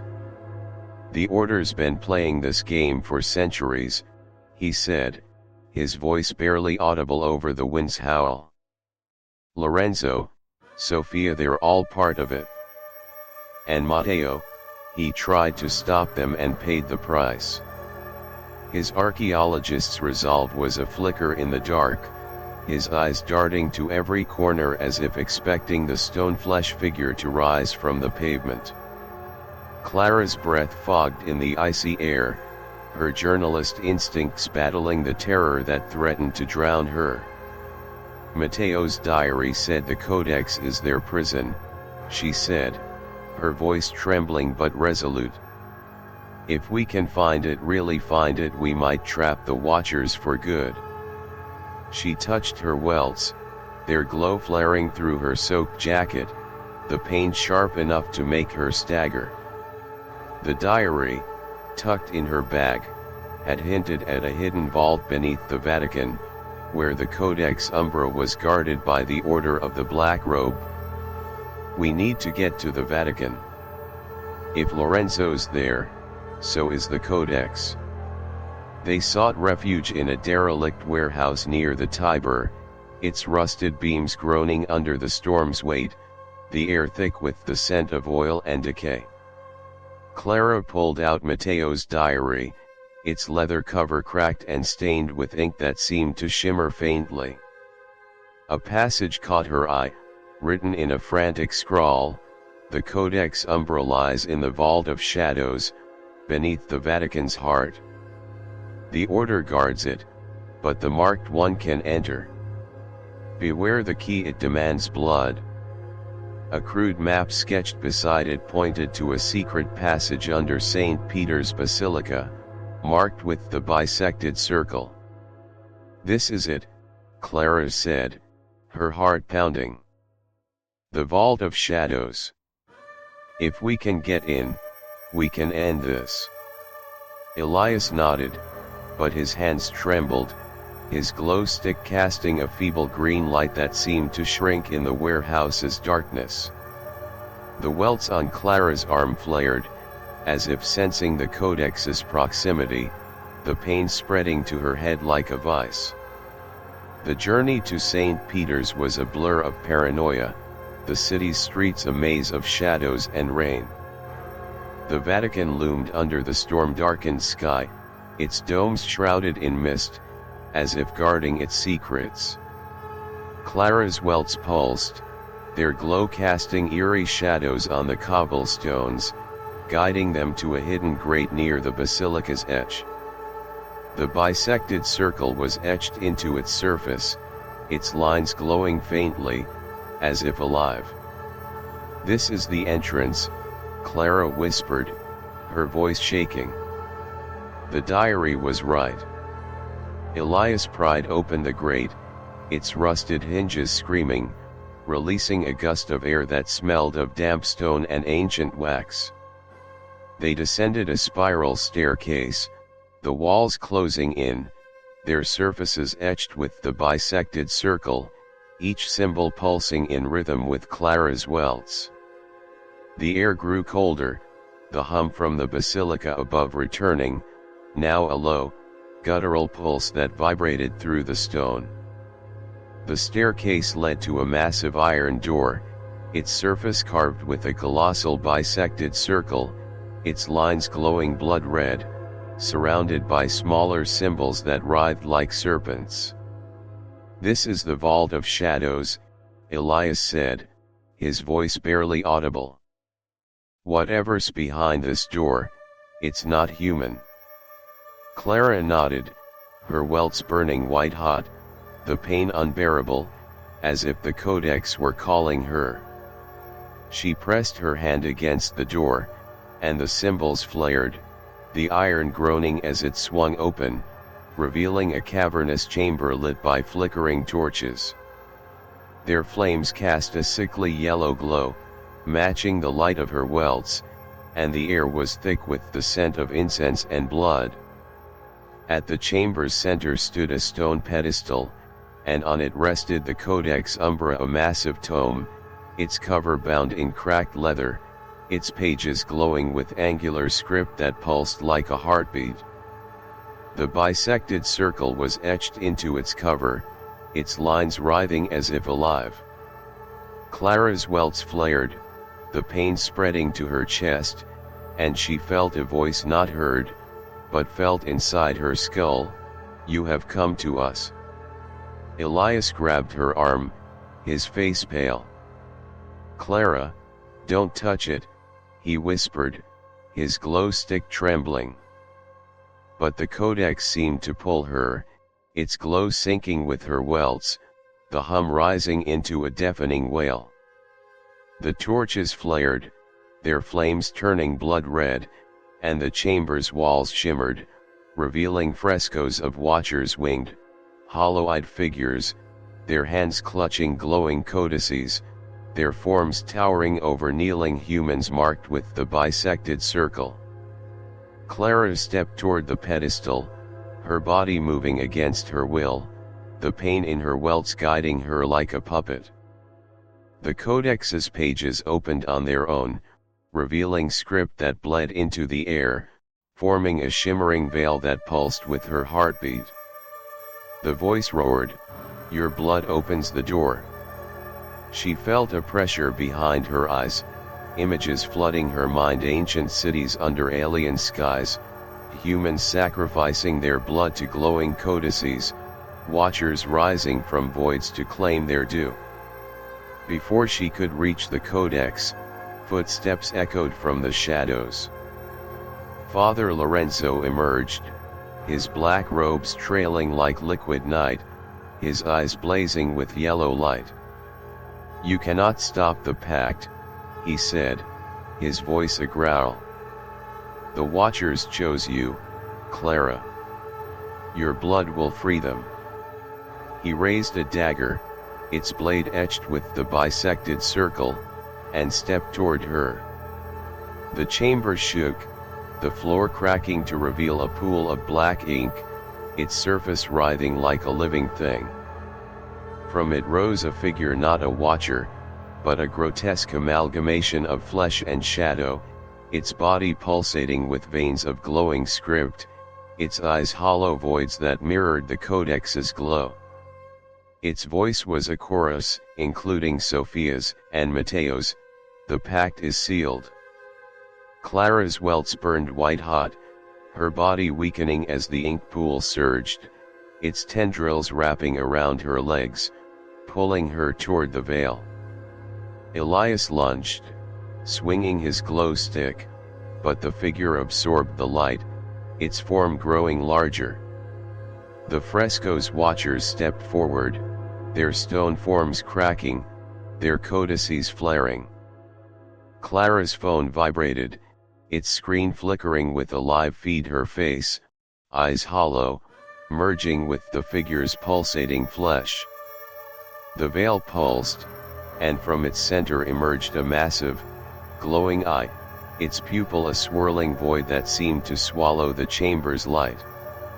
The voice roared, "You are the key."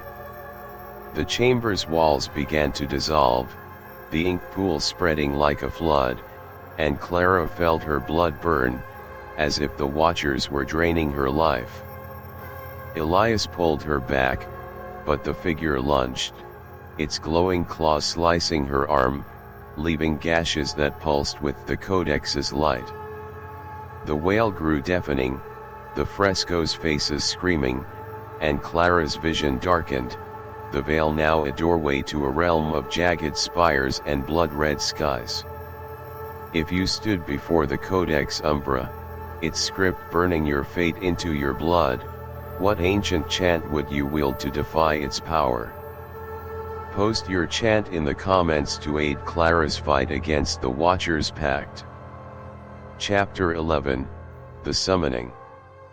The Vault of Shadow's blood-red veil still burned in Clara Voss's vision, its pulsating doorway to the Watcher's realm a scar on her mind as she and Elias Kane stumbled through the labyrinthine tunnels beneath St. Peter's Basilica. The Codex Umbra's glowing script, Father Lorenzo's blazing eyes, and the grotesque flesh shadow figure's chilling words, "You are the key," clung to her like a shroud. Her welts, now sprawling across her chest and throat, pulsed with a sickly yellow glow, each throb a searing reminder of her cursed blood. The air was thick with the stench of incense and blood, the walls vibrating with a low hum that seemed to echo the Codex's heartbeat. Elias gripped his tattered notebook, its pages barely holding together, his face ashen under the flickering torchlight. "We can't keep running," he said, his voice raw over the tunnel's oppressive silence. "The Order's got the Codex, and they're using it to summon whatever that thing was." His archaeologist's resolve was a ghost, his eyes darting to every shadow as if expecting the flesh shadow figure to rise from the stone. Clara's breath fogged in the frigid air, her journalist instincts battling the terror that threatened to consume her. "Matteo's diary said the marked one can seal the Watchers," she said, her voice trembling but resolute. "If I'm the key, I can stop this ritual." She touched her welts, their glow flaring through her torn jacket, the pain sharp enough to make her stagger. The diary, tucked in her bag, had hinted at a counter-ritual, a blood-bound act to trap the Watchers in their prison. "We need to get back to the Codex before Lorenzo finishes what Sophia started."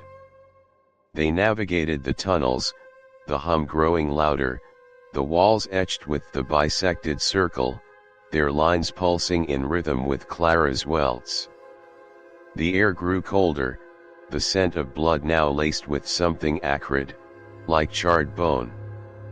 Clara's flashlight flickered, its beam catching a hidden passage branching off, its entrance framed by a massive carving of the bisected circle, its lines glowing blood red. "This is it," she whispered, her heart pounding. The heart of the ritual. The passage led to a vast subterranean chamber, its ceiling lost in shadow, its walls covered in frescoes of Watchers' winged, hollow-eyed figures clutching glowing codices, their forms towering over kneeling humans marked with the bisected circle. At the chamber's center stood the Codex Umbra on its stone pedestal, its pages open, its script flaring with a sickly yellow light that synced with Clara's welts. Around it stood figures in black robes, members of the Order of the Black Robe, their faces hidden, their hands raised in a chant that echoed the hum. Father Lorenzo stood at the pedestal, his dagger poised over a stone bowl, its surface stained with dried blood. "You're too late," Lorenzo said, his voice a growl, his eyes blazing with yellow light. "The ritual has begun. Your blood will free the Watchers." He sliced his palm, his blood dripping into the bowl, and the Codex's pages flared brighter, the veil shimmering above the pedestal, pulsing with Clara's welts. Clara stepped forward, her fear battling her resolve. "Matteo found a way to trap you," she said, her voice steady despite the pain. "His diary said the marked one can seal the Codex." She pulled out the diary, its pages trembling as if alive, and read aloud, "The blood of the marked one can bind or free. Speak the counter chant to seal the prison." Lorenzo laughed, a sound like shattering glass, and the robed figures tightened their circle, their chant growing louder. The chamber shook, the floor cracking to reveal a pool of black ink, its surface writhing like a living thing. The veil above the Codex widened, its edges glowing blood red, revealing a glimpse of jagged spires under an alien sky. Clara's welts burned white hot, the pain spreading to her head, and she felt a voice not heard, but felt inside her skull, "Your blood summons us." The robed figures stepped closer, their codices flaring, their hollow eyes mirroring the frescoes. Elias grabbed her arm, his glow stick flickering, its light swallowed by the veil's glow. "Clara, don't," he shouted, but his voice was drowned by the chant. The ink pool surged, its tendrils wrapping around Clara's legs, their touch like burning ice. She clutched the diary, its pages glowing with the counter chant, a series of angular symbols that pulsed in opposition to her welts. She began to read, her voice trembling, the words foreign yet familiar, as if drawn from her blood. The Codex flared, its script bleeding into the air, and the veil pulsed, the Watchers' forms becoming clearer, massive, winged shadows with hollow eyes, their hands reaching through the doorway. Lorenzo raised his dagger, aiming for Clara's heart, but the counter chant grew louder, the diary's pages flaring with white light. The ink tendrils recoiled, and the robed figures staggered, their codices dimming. Clara's welts burned hotter, her blood feeling like fire in her veins, as if the counter chant were pulling her apart. The chamber shook, the frescoes' figures cracking, their stone forms stepping into the chamber, their hollow eyes flaring with yellow light. The voice roared, "You cannot bind what is free."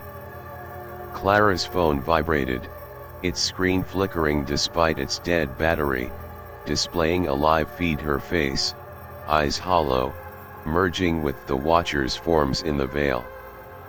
The ink pool surged again, forming a grotesque figure, not a Watcher, but a mass of writhing limbs, its body pulsing with glowing script, its mouth a void that screamed in unison with the chant. It lunged, its limbs grazing Clara's chest, leaving glowing gashes that pulsed with the Codex's light. Elias swung his glow stick, but the figure absorbed the light, its form growing larger. The veil widened, and from its center emerged a single, pulsating heart, not human, its surface etched with the bisected circle, beating in rhythm with Clara's welts. The voice roared, "The summoning is complete." The chamber's walls began to dissolve, the ink pool flooding the floor, and Clara felt her blood burn, as if the Watchers were claiming her soul. The counter chant faltered, the diary's pages catching fire, and Clara's vision darkened, the pulsating heart now filling the veil, its beat drowning out her screams. Chapter 12, The Battle for Survival. The pulsating heart of the Watcher's realm still reverberated in Clara Voss's ears, its alien rhythm intertwining with the searing agony of the bisected circle welts that consumed her chest, arms, and throat. The writhing-limbed figure from the vault of shadows, its void-like mouth screaming her fate, loomed in her mind as she and Elias Kane fought through the collapsing tunnels beneath St. Peter's Basilica. The Codex Umber's glowing script, Father Lorenzo's blazing eyes, and the chilling chorus "The summoning is complete" clung to her like a shroud. The air was thick with the stench of blood and incense, the walls quaking with a guttural hum that pulsed from the Codex itself. Elias gripped his tattered notebook, its pages disintegrating in the damp, his face ashen under the flickering torchlight. "We can't let them finish the ritual," he rasped, his voice barely cutting through the tunnel's groans. "If your blood opens their door, we need to destroy the Codex before they claim you." His archaeologist's resolve was a fading spark, his eyes darting to every shadow as if expecting the writhing figure to rise from the stone. Clara's breath fogged in the frigid air, her journalist instincts wrestling with the terror that threatened to drown her. "Matteo's diary said the marked one can seal the Watchers," she said, her voice trembling yet resolute. "If I'm the key, I can stop this." She touched her welts, their glow flaring through her torn jacket, the pain sharp enough to make her stagger. The diary, tucked in her bag, was their only hope, a fragile guide to trap the Watchers in their prison. The tunnels twisted, the hum intensifying, the walls etched with the bisected circle, their lines pulsating in rhythm with Clara's welts. The air grew colder, the scent of blood now laced with a metallic tang, like charred flesh. Clara's flashlight flickered, its beam catching a hidden alcove branching off, its entrance framed by a massive carving of the bisected circle, its lines glowing blood red. "This is the way back," she whispered, her heart pounding. The vault of shadows. The alcove opened into the cavernous chamber where the Codex Umber rested on its stone pedestal, its pages open, its script flaring with a sickly yellow light that synced with Clara's welts. Father Lorenzo stood before it, flanked by robed figures of the Order of the Black Robe, their faces obscured, their hands raised in a chant that echoed the hum. The veil above the Codex shimmered, its blood-red glow widening, revealing jagged spires under an alien sky. Lorenzo's eyes blazed yellow, his dagger poised over a stone bowl, its surface stained with blood. "You're too late," he growled. "Your blood will free them." Clara stepped forward, clutching Matteo's diary, its pages trembling as if alive. "The diary says I can seal you," she said, her voice steady despite the pain. "The counter-chant can trap the Watchers." She began to read, her voice faltering, the angular symbols glowing white-hot, opposing the Codex's light. The robed figures staggered, their chant wavering, but Lorenzo laughed, a sound like shattering glass, and slashed his palm, his blood dripping into the bowl. The chamber quaked, the floor splitting to reveal a pool of black ink, its surface writhing like a living thing. The veil pulsed, and from it emerged a grotesque figure, limbs twisting unnaturally, its body pulsating with glowing script, its void mouth screaming in a chorus of voices, Sophia's, Matteo's, and countless others. "The pact is eternal," it roared, its limbs lashing out, grazing Clara's arm, leaving glowing gashes that burned with icy fire. Her welts flared, the pain spreading to her head, and a voice not heard, but felt invaded her skull, "Your blood completes us." Elias lunged, swinging his glow stick, but the figure absorbed the light, its form swelling. The robed figures tightened their circle, their codices flaring, their hollow eyes mirroring the veil's glow. Clara's counter-chant grew louder, the diary's pages blazing with white light, and the ink pool recoiled, the figure staggering. But Lorenzo raised his dagger, aiming for Clara's heart, his eyes blazing. "The Watchers will rise," he growled. The chamber's walls shuddered, the torches flaring blood red, and the air thickened, clinging to Clara's skin like oil. She clutched the diary, her voice rising, the counter-chant vibrating through the stone.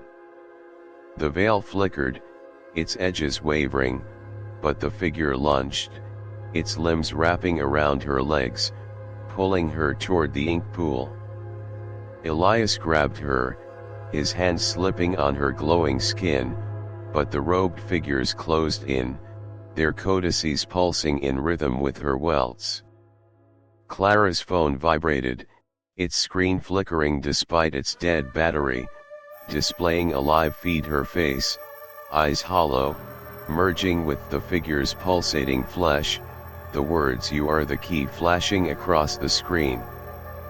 The counter-chant faltered, the diary's pages igniting, flames licking at Clara's fingers. Her welts burned white-hot, her blood feeling like fire in her veins. The veil widened, revealing a sea of Watchers' winged, hollow-eyed figures, their hands reaching through the doorway. The ink pool surged, forming a vortex that pulsed with Clara's heartbeat, and the figure's void mouth opened wider, screaming her name.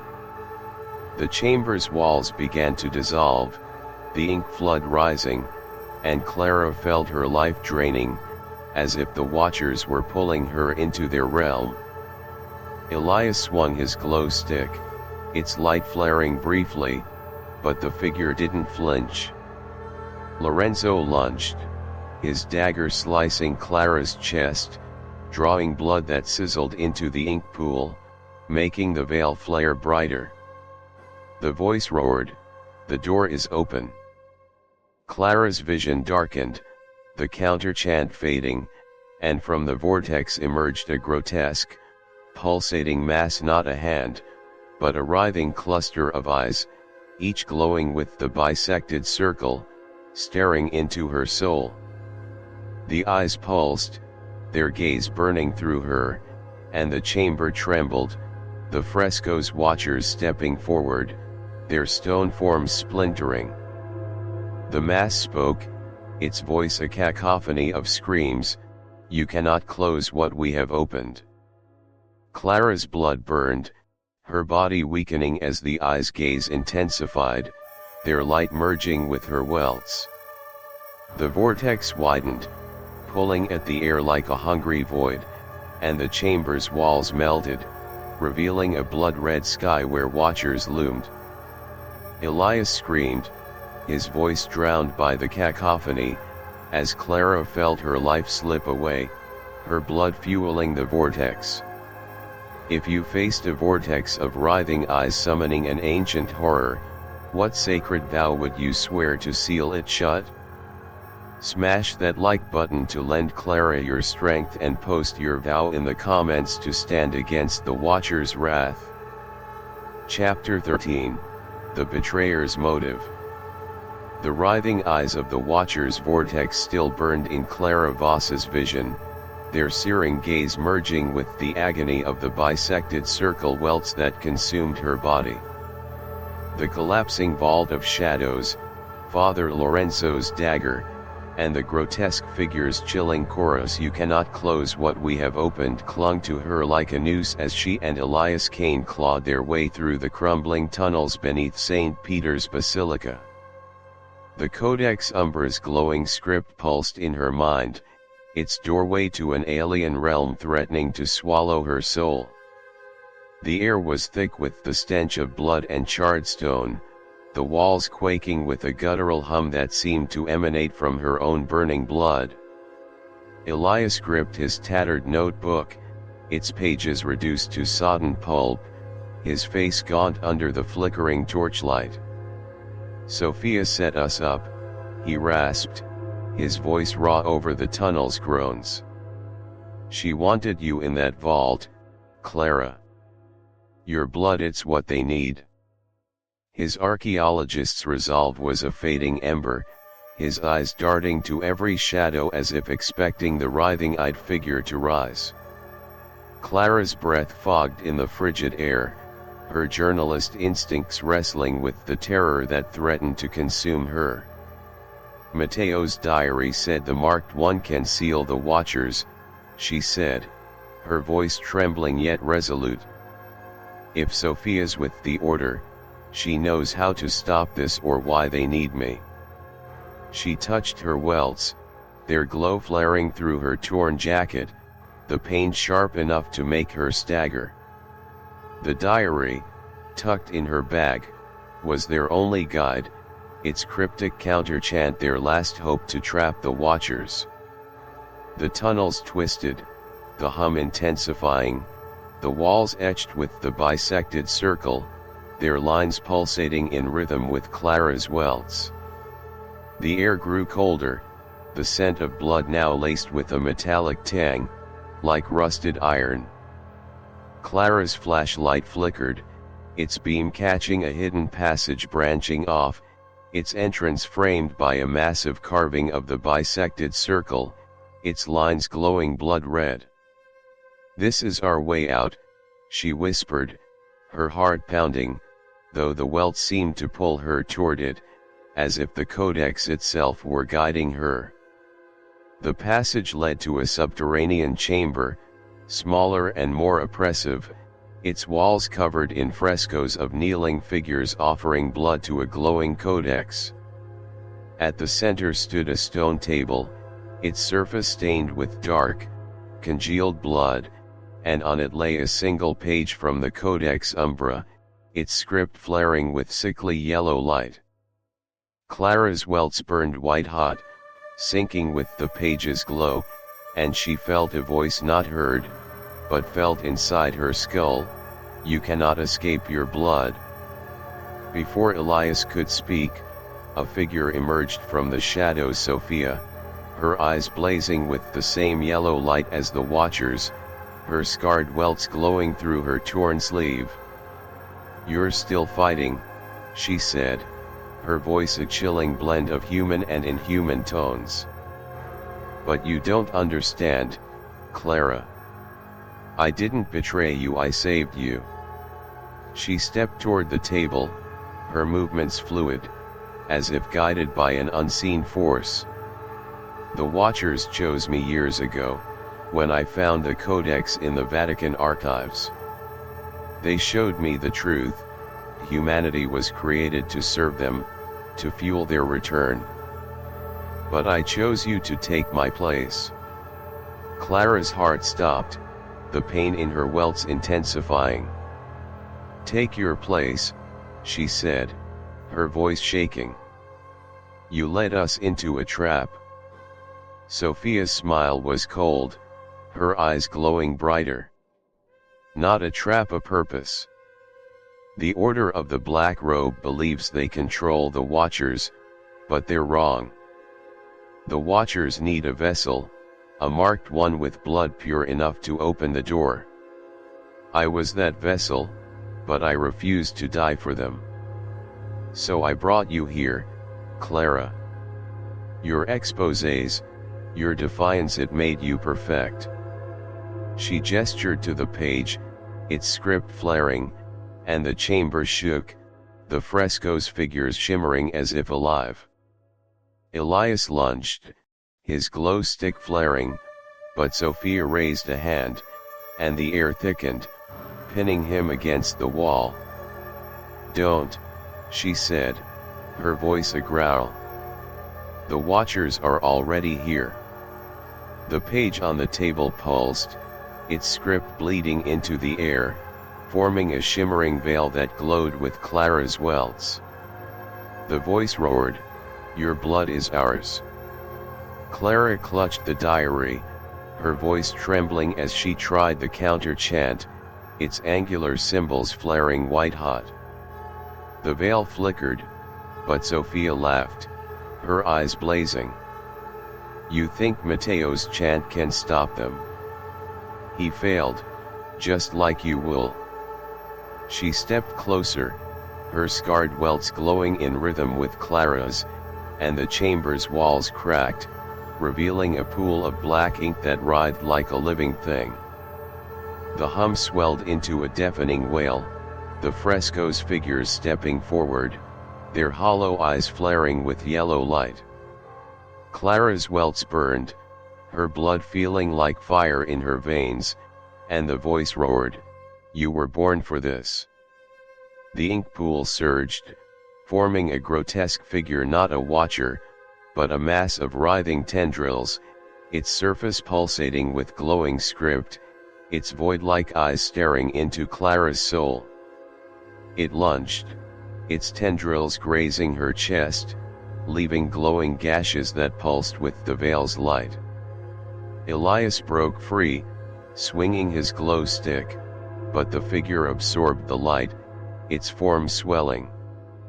The veil widened, revealing a blood-red sky where watchers loomed, their hands reaching through the doorway. Clara's counter-chant faltered, the diary's pages igniting, and her phone vibrated, its screen flickering with a live feed, her face, eyes hollow, merging with the figure's pulsating tendrils. The voice roared, "The door is open." The chamber's walls began to dissolve, the ink pool flooding the floor, and Clara felt her life draining, her blood fueling the veil. Sophia stepped forward, her hand outstretched, and the figure's tendrils wrapped around her, lifting her into the air. "I'm sorry, Clara," she said, her voice breaking, but her eyes gleamed with purpose. "This is the only way to save the world." The veil flared, and from its center emerged a single, grotesque claw, dripping ink that burned the stone, its surface etched with the bisected circle. The claw reached for Clara, and the voice roared, "You are the sacrifice." The chamber shook, the frescoes' figures screaming, and Clara's vision darkened, her welts burning white-hot as the claw's ink seeped into her skin, merging with her blood. The diary crumbled to ash, and the veil pulsed, the watchers' forms growing clearer, their hollow eyes fixed on her. If you faced a betrayer's claw summoning an ancient horror, what ancient relic would you wield to defy its grasp? Smash that like button to arm Clara's resistance and share your relic in the comments to halt the Watcher's rise. Chapter 14, The Final Confrontation. The writhing tendrils of Sophia's betrayal still coiled in Clara Voss's mind, her chilling words, "I chose you to take my place," merging with the searing agony of the bisected circle welts that consumed her body. The Codex Umber's glowing script, the grotesque claw-dripping ink, and the blood-red veil of the Watcher's realm haunted her as she and Elias Kane fought through the collapsing tunnels beneath St. Peter's Basilica. The voice that roared, "You are the sacrifice," echoed in her ears, its cold, ancient weight a constant reminder of her cursed blood. The air was thick with the stench of charred stone and blood, the walls quaking with a guttural hum that pulsed from the Codex itself. Elias gripped his tattered notebook, its pages reduced to pulp, his face gaunt under the flickering torchlight. "Sophia's not just a traitor," he rasped, his voice barely cutting through the tunnel's groans. "She's their pawn, and they're using your blood to free the Watchers." His archaeologist's resolve was a fading ember, his eyes darting to every shadow as if expecting the grotesque claw to emerge. Clara's breath fogged in the frigid air, her journalist instincts wrestling with the terror that threatened to drown her. Matteo's diary said the marked one can seal the watchers, she said, her voice trembling yet resolute. If I'm the sacrifice, I can use my blood to trap them instead. She touched her welts, their glow flaring through her torn jacket, the pain sharp enough to make her stagger. The diary, now crumbling in her bag, was their only hope, a fragile guide to reverse the ritual and imprison the watchers. The tunnels twisted, the hum intensifying, the walls etched with the bisected circle, their lines pulsating in rhythm with Clara's welts. The air grew colder, the scent of blood now laced with a metallic tang, like rusted iron. Clara's flashlight flickered, its beam catching a hidden passage branching off, its entrance framed by a massive carving of the bisected circle, its lines glowing blood red. "This leads back to the vault," she whispered, her heart pounding, though the welt seemed to pull her toward it, as if the Codex were summoning her. The passage opened into the vault of shadows, its cavernous expanse lit by flickering torches, their flames casting a sickly yellow glow. The Codex umber rested on its stone pedestal, its pages open, its script flaring with light that synced with Clara's welts. Father Lorenzo stood before it, flanked by robed figures of the Order of the Black Robe, their faces obscured, their hands raised in a chant that echoed the hum. Sophia stood beside him, her eyes blazing yellow, her scarred welts glowing in rhythm with Clara's. The veil above the Codex shimmered, its blood-red glow widening, revealing jagged spires under an alien sky. "You can't stop the pact," Lorenzo growled, his eyes blazing. "Your blood will free the Watchers." He raised his dagger, its blade etched with the bisected circle, and slashed his palm, his blood dripping into a stone bowl, making the veil flare brighter. Sophia stepped forward, her voice a chilling blend of human and inhuman tones. "I tried to save you, Clara," she said. "But your blood is stronger. It's what they need." Clara clutched the remains of Matteo's diary, its pages charred but legible, and began the counter-chant, her voice trembling as the angular symbols glowed white-hot. "The diary says my blood can seal them," she said, her voice steady despite the pain. "I won't let you win." The robed figures staggered, their chant faltering, but Lorenzo laughed, a sound like shattering glass, and lunged with his dagger. The chamber quaked, the floor splitting to reveal a pool of black ink, its surface writhing like a living thing.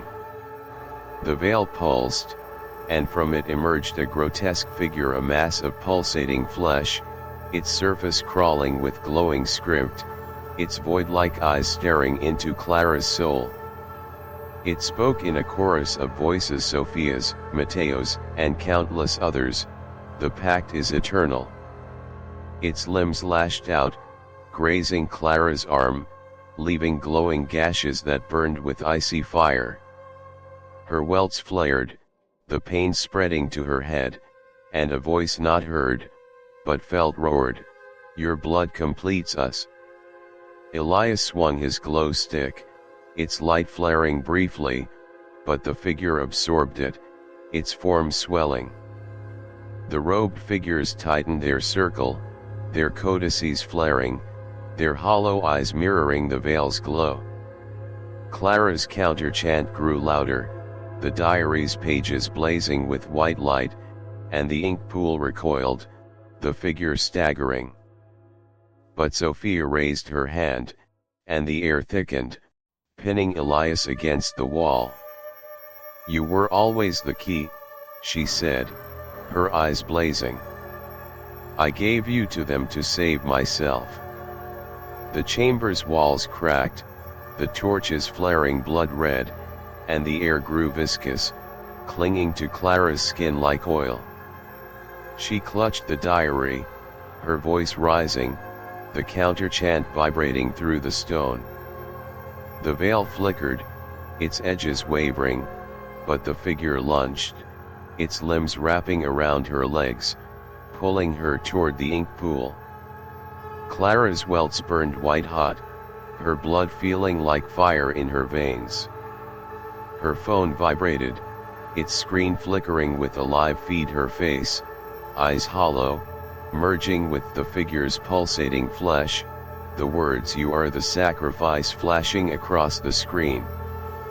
The counter-chant faltered, the diary's pages crumbling to ash, and Lorenzo lunged, his dagger slicing Clara's chest, drawing blood that sizzled into the ink pool.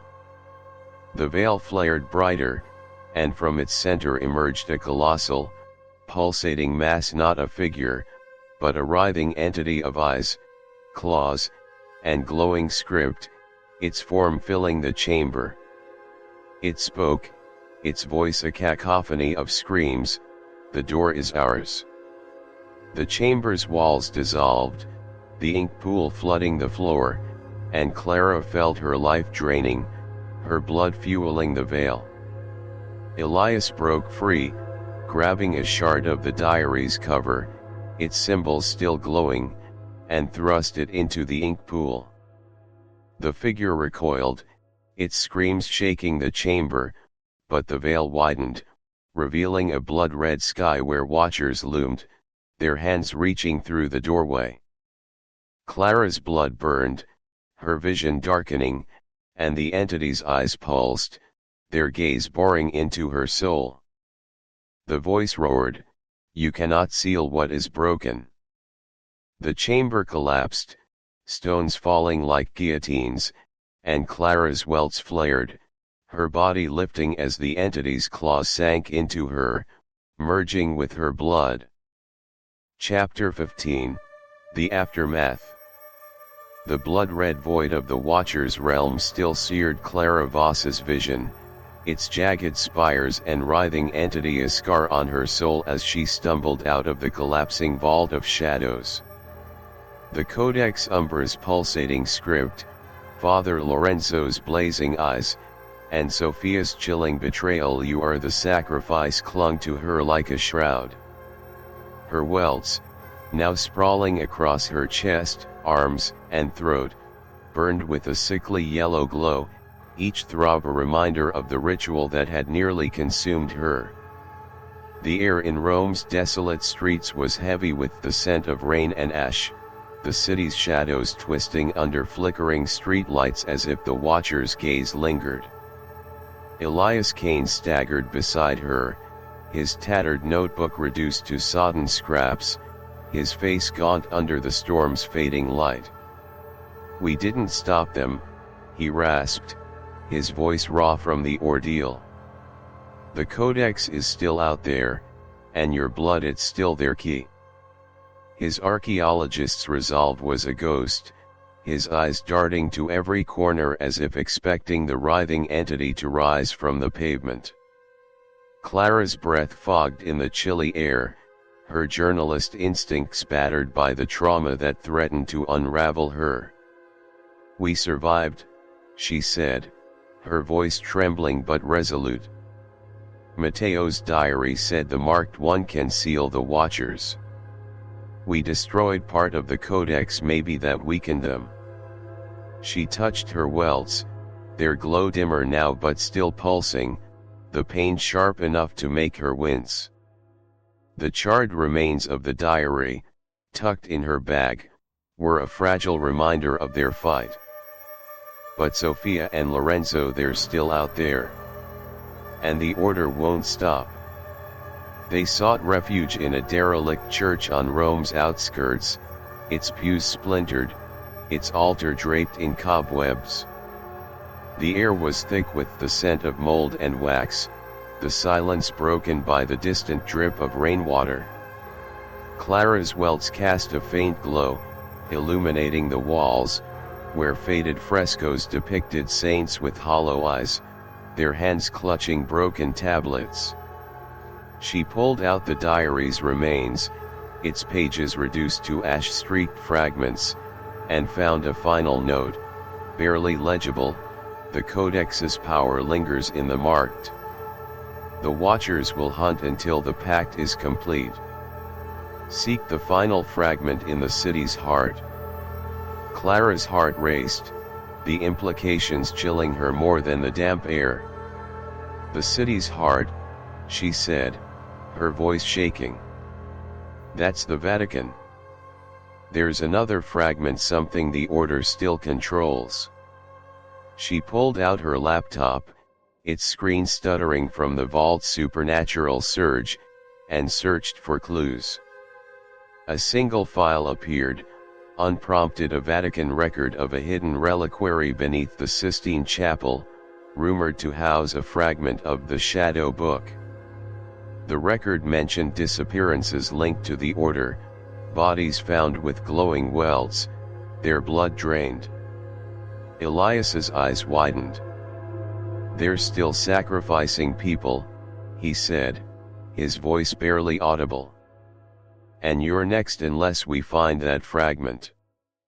He pointed to a sketch in the diary's remains: a bisected circle surrounded by a city in flames, figures kneeling before a glowing codex. This is bigger than us, Clara. The Watchers aren't just after you, they're after the world. Clara's welts flared, the pain searing through her chest, as if the fragment's mention awakened something inside her. We go to the Sistine Chapel, she said, her voice resolute despite the dread. If we can destroy the final fragment, we can end this. Elias nodded, but his hands trembled, his glow stick casting a feeble green light that seemed to shrink in the church's darkness. The journey to the Sistine Chapel was a blur of paranoia, Rome's streets a maze of shadows and rain. The Vatican loomed under a moonless sky, its domes shrouded in mist, as if guarding its secrets. Clara's welts pulsed, their glow casting eerie shadows on the cobblestones, guiding them to a hidden grate near the chapel's edge. The bisected circle was etched into its surface, its lines glowing faintly, as if alive. This is it, Clara whispered, her heart pounding, though the welt seemed to pull her toward it, as if the fragment were calling her. They descended a spiral staircase, the walls closing in, their surfaces etched with the bisected circle, each symbol pulsing in rhythm with Clara's welts. The air grew colder, the scent of wax now laced with something acrid, like burnt flesh. The staircase led to a subterranean reliquary, its walls lined with glass cases containing relics, bones, scrolls, and a single stone fragment, its surface glowing with the Codex Umbra's script. Clara's welts burned white-hot, sinking with the fragment's glow, and she felt a voice not heard, but felt inside her skull: you cannot destroy what you are. Before Elias could speak, footsteps echoed from the shadows. Sophia emerged, her eyes blazing yellow, her scarred welts glowing in rhythm with Clara's. You're persistent, she said, her voice a chilling blend of human and inhuman tones. But the fragment is ours. She stepped toward the case, her movements fluid, as if guided by an unseen force. Father Lorenzo appeared behind her, his black robes trailing like liquid night, his dagger gleaming with the bisected circle. Clara clutched the diary's remains, her voice trembling as she tried the counter-chant, its symbols glowing faintly. We can seal you, she said, her voice steady despite the pain.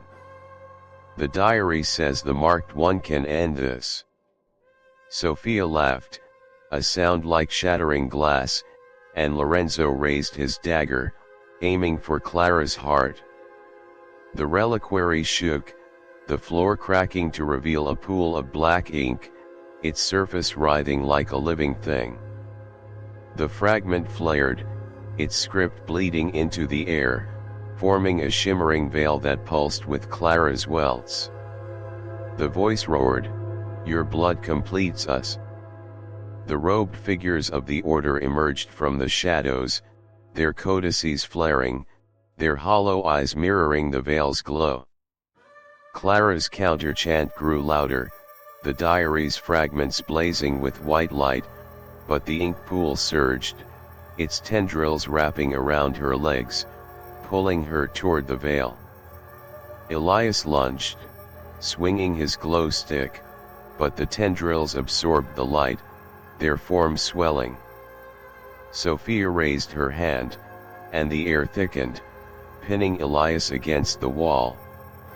"You were my replacement," she said, her eyes blazing. "But the Watchers want you both." The veil widened, revealing a blood-red sky where Watchers loomed, their hands reaching through the doorway. Clara's welts burned white-hot, her blood feeling like fire in her veins. The counter-chant faltered, the diary's fragments crumbling to ash, and her phone vibrated, its screen flickering with a live feed, her face, eyes hollow, merging with the veil's pulsating light. The voice roared, "The pact is fulfilled." The reliquary's walls began to dissolve, the ink pool flooding the floor, and Clara felt her life draining, her blood fueling the veil. From the veil emerged a colossal, writhing mass, not a figure, but a pulsating entity of flesh and ink, its surface crawling with glowing script, its eyes hollow voids that stared into Clara's soul. It lunged, its claws grazing her chest, leaving gashes that pulsed with the fragment's light. The voice roared, "You are ours." The reliquary collapsed, stones falling like guillotines, and Clara's vision darkened, the veil now a doorway to a realm of jagged spires and blood-red skies. If you faced a writhing entity claiming your soul through a cursed veil, what ancient seal would you forge to bind it back? Hit that share button to spread Clara's warning and post your seal to defy the Watcher's grasp. Chapter 16, The Unending Echo. The reliquary's collapsing stones and the pulsating mass's searing claws still burned in Clara Voss's memory as she stumbled through Rome's desolate streets, the city shrouded in an unnatural fog that clung to her like a second skin. The Codex Umber's glowing script, Sophia's chilling betrayal, and the blood-red veil's promise of the Watcher's return, "You are ours," haunted her every step.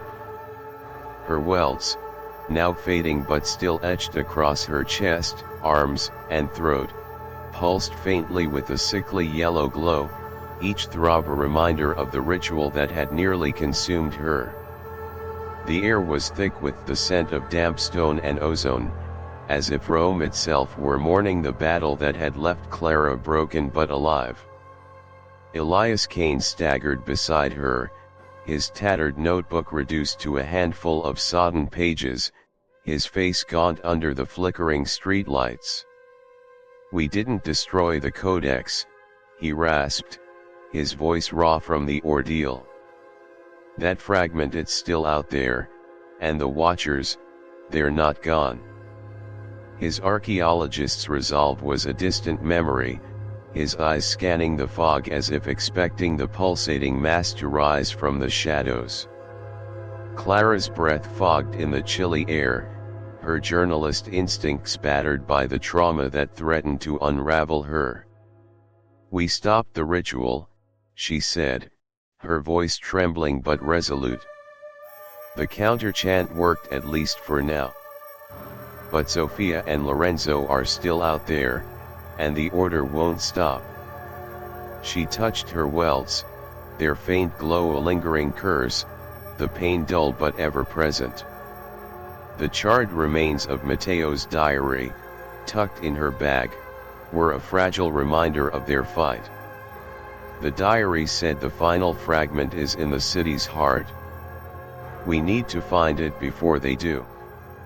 They sought refuge in a derelict cafe near the Colosseum, its windows boarded, its air thick with the scent of stale coffee and mold. Clara's welts cast a faint glow, illuminating the walls, where faded posters of Rome's glory days hung like ghosts. She pulled out her laptop, its screen stuttering from the reliquary's supernatural surge, and searched for clues. A single file appeared, unprompted, a Vatican record of a hidden archive beneath the Colosseum, rumored to house the Shadow's remnant. The record mentioned disappearances linked to the Order of the Black Robe, bodies found with glowing welts, their blood drained. Elias's eyes widened. "The Colosseum," he said, his voice barely audible. "It's been a site of blood for centuries, gladiators, martyrs. If the fragment's there, it's no accident." He pointed to a sketch in the diary's remains, a bisected circle surrounded by a city in flames, figures kneeling before a glowing codex. "This is where it ends, Clara. Or where it begins again." Clara's welts flared, the pain searing through her chest, as if the fragment's mention awakened something inside her. "We go to the Colosseum," she said, her voice resolute despite the dread. "If we can destroy the final fragment, we can end this." Elias nodded, but his hands trembled, his glow stick casting a feeble green light that seemed to shrink in the cafe's darkness. The Colosseum loomed under the fog-shrouded sky, its ancient arches like the ribs of a sleeping giant. The air was heavy with the scent of wet stone and decay, the silence broken by a faint hum, like the heartbeat from the reliquary. Clara's welts pulsed, their glow casting eerie shadows on the stone, guiding them to a hidden grate beneath the arena's edge. The bisected circle was etched into its surface, its lines glowing faintly, as if alive. "This is it," Clara whispered, her heart pounding, though the welt seemed to pull her toward it, as if the fragment were calling her. They descended a spiral staircase, the walls closing in, their surfaces etched with the bisected circle, each symbol pulsing in rhythm with Clara's welts. The air grew colder, the scent of decay now laced with a metallic tang, like old blood. The staircase led to a subterranean chamber, its walls lined with ancient bones and shattered tablets, their surfaces glowing with the Codex Umbra's script. At the center stood a stone pedestal, and on it rested a single fragment, a page of cracked leather, its script flaring with sickly yellow light. Clara's welts burned white-hot, sinking with the fragment's glow, and she felt a voice not heard, but felt inside her skull, "You cannot end what is eternal." Before Elias could speak, footsteps echoed from the shadows. Sophia emerged, her eyes blazing yellow, her scarred welts glowing in rhythm with Clara's. "You're persistent," she said, her voice a chilling blend of human and inhuman tones. "But the fragment is ours." She stepped toward the pedestal, her movements fluid, as if guided by an unseen force. Father Lorenzo appeared behind her, his black robes trailing like liquid night, his eyes glowing with the same yellow light. Clara clutched the diary's remains, her voice trembling as she tried the counter-chant, its symbols glowing faintly. "We can seal you," she said, her voice steady despite the pain. "The diary says the marked one can end this." Sophia laughed, a sound like shattering glass, and Lorenzo raised his dagger, aiming for Clara's heart. The chamber shook, the floor splitting to reveal a pool of black ink, its surface writhing like a living thing. The fragment flared, its script bleeding into the air, forming a shimmering veil that pulsed with Clara's welts. The voice roared, "Your blood completes us." The robed figures of the order emerged from the shadows, their codices flaring, their hollow eyes mirroring the veil's glow. Clara's counter-chant grew louder, the diary's fragments blazing with white light, but the ink pool surged, its tendrils wrapping around her legs, pulling her toward the veil. Elias lunged, swinging his glow stick, but the tendrils absorbed the light, their forms swelling. Sophia raised her hand, and the air thickened, pinning Elias against the wall. "You were my replacement," she said, her eyes blazing. "But the Watchers want you both." The veil widened, revealing a blood-red sky where Watchers loomed, their hands reaching through the doorway. Clara's welts burned white-hot, her blood feeling like fire in her veins. The counter-chant faltered, the diary's fragments crumbling to ash, and her phone vibrated, its screen flickering with a live feed, her face, eyes hollow, merging with the veil's pulsating light. The chamber's walls dissolved, the ink pool flooding the floor, and from the veil emerged a colossal, pulsating entity, not a figure, but a writhing mass of flesh and shadow, its surface crawling with glowing script. Its form shifted, sprouting countless eyes that glowed with yellow light, each staring into Clara's soul. The voice roared, "The cycle begins anew." The Colosseum above trembled, its ancient stones cracking, and Clara felt her life draining, her blood fueling the veil. The entity surged, its claws sinking into her chest, merging with her welts, and the veil flared, revealing a city not Rome, but a modern skyline, its streets etched with the bisected circle, glowing under a blood-red sky. Clara's vision darkened, the entity's eyes pulsing, and the voice roared, "You cannot stop eternity." The chamber collapsed, stones falling like guillotines, and a single fragment of the Codex floated free, its script glowing brighter, as if alive. The fog outside thickened, and Clara's phone vibrated one last time, its screen flickering with a new image, a museum in New York, its walls etched with the bisected circle, pulsing with the same light as her welts. The Watchers weren't gone, they were spreading, their echo unending. If you saw the Watchers' mark glowing in your city, what ancient vow would you swear to banish their curse?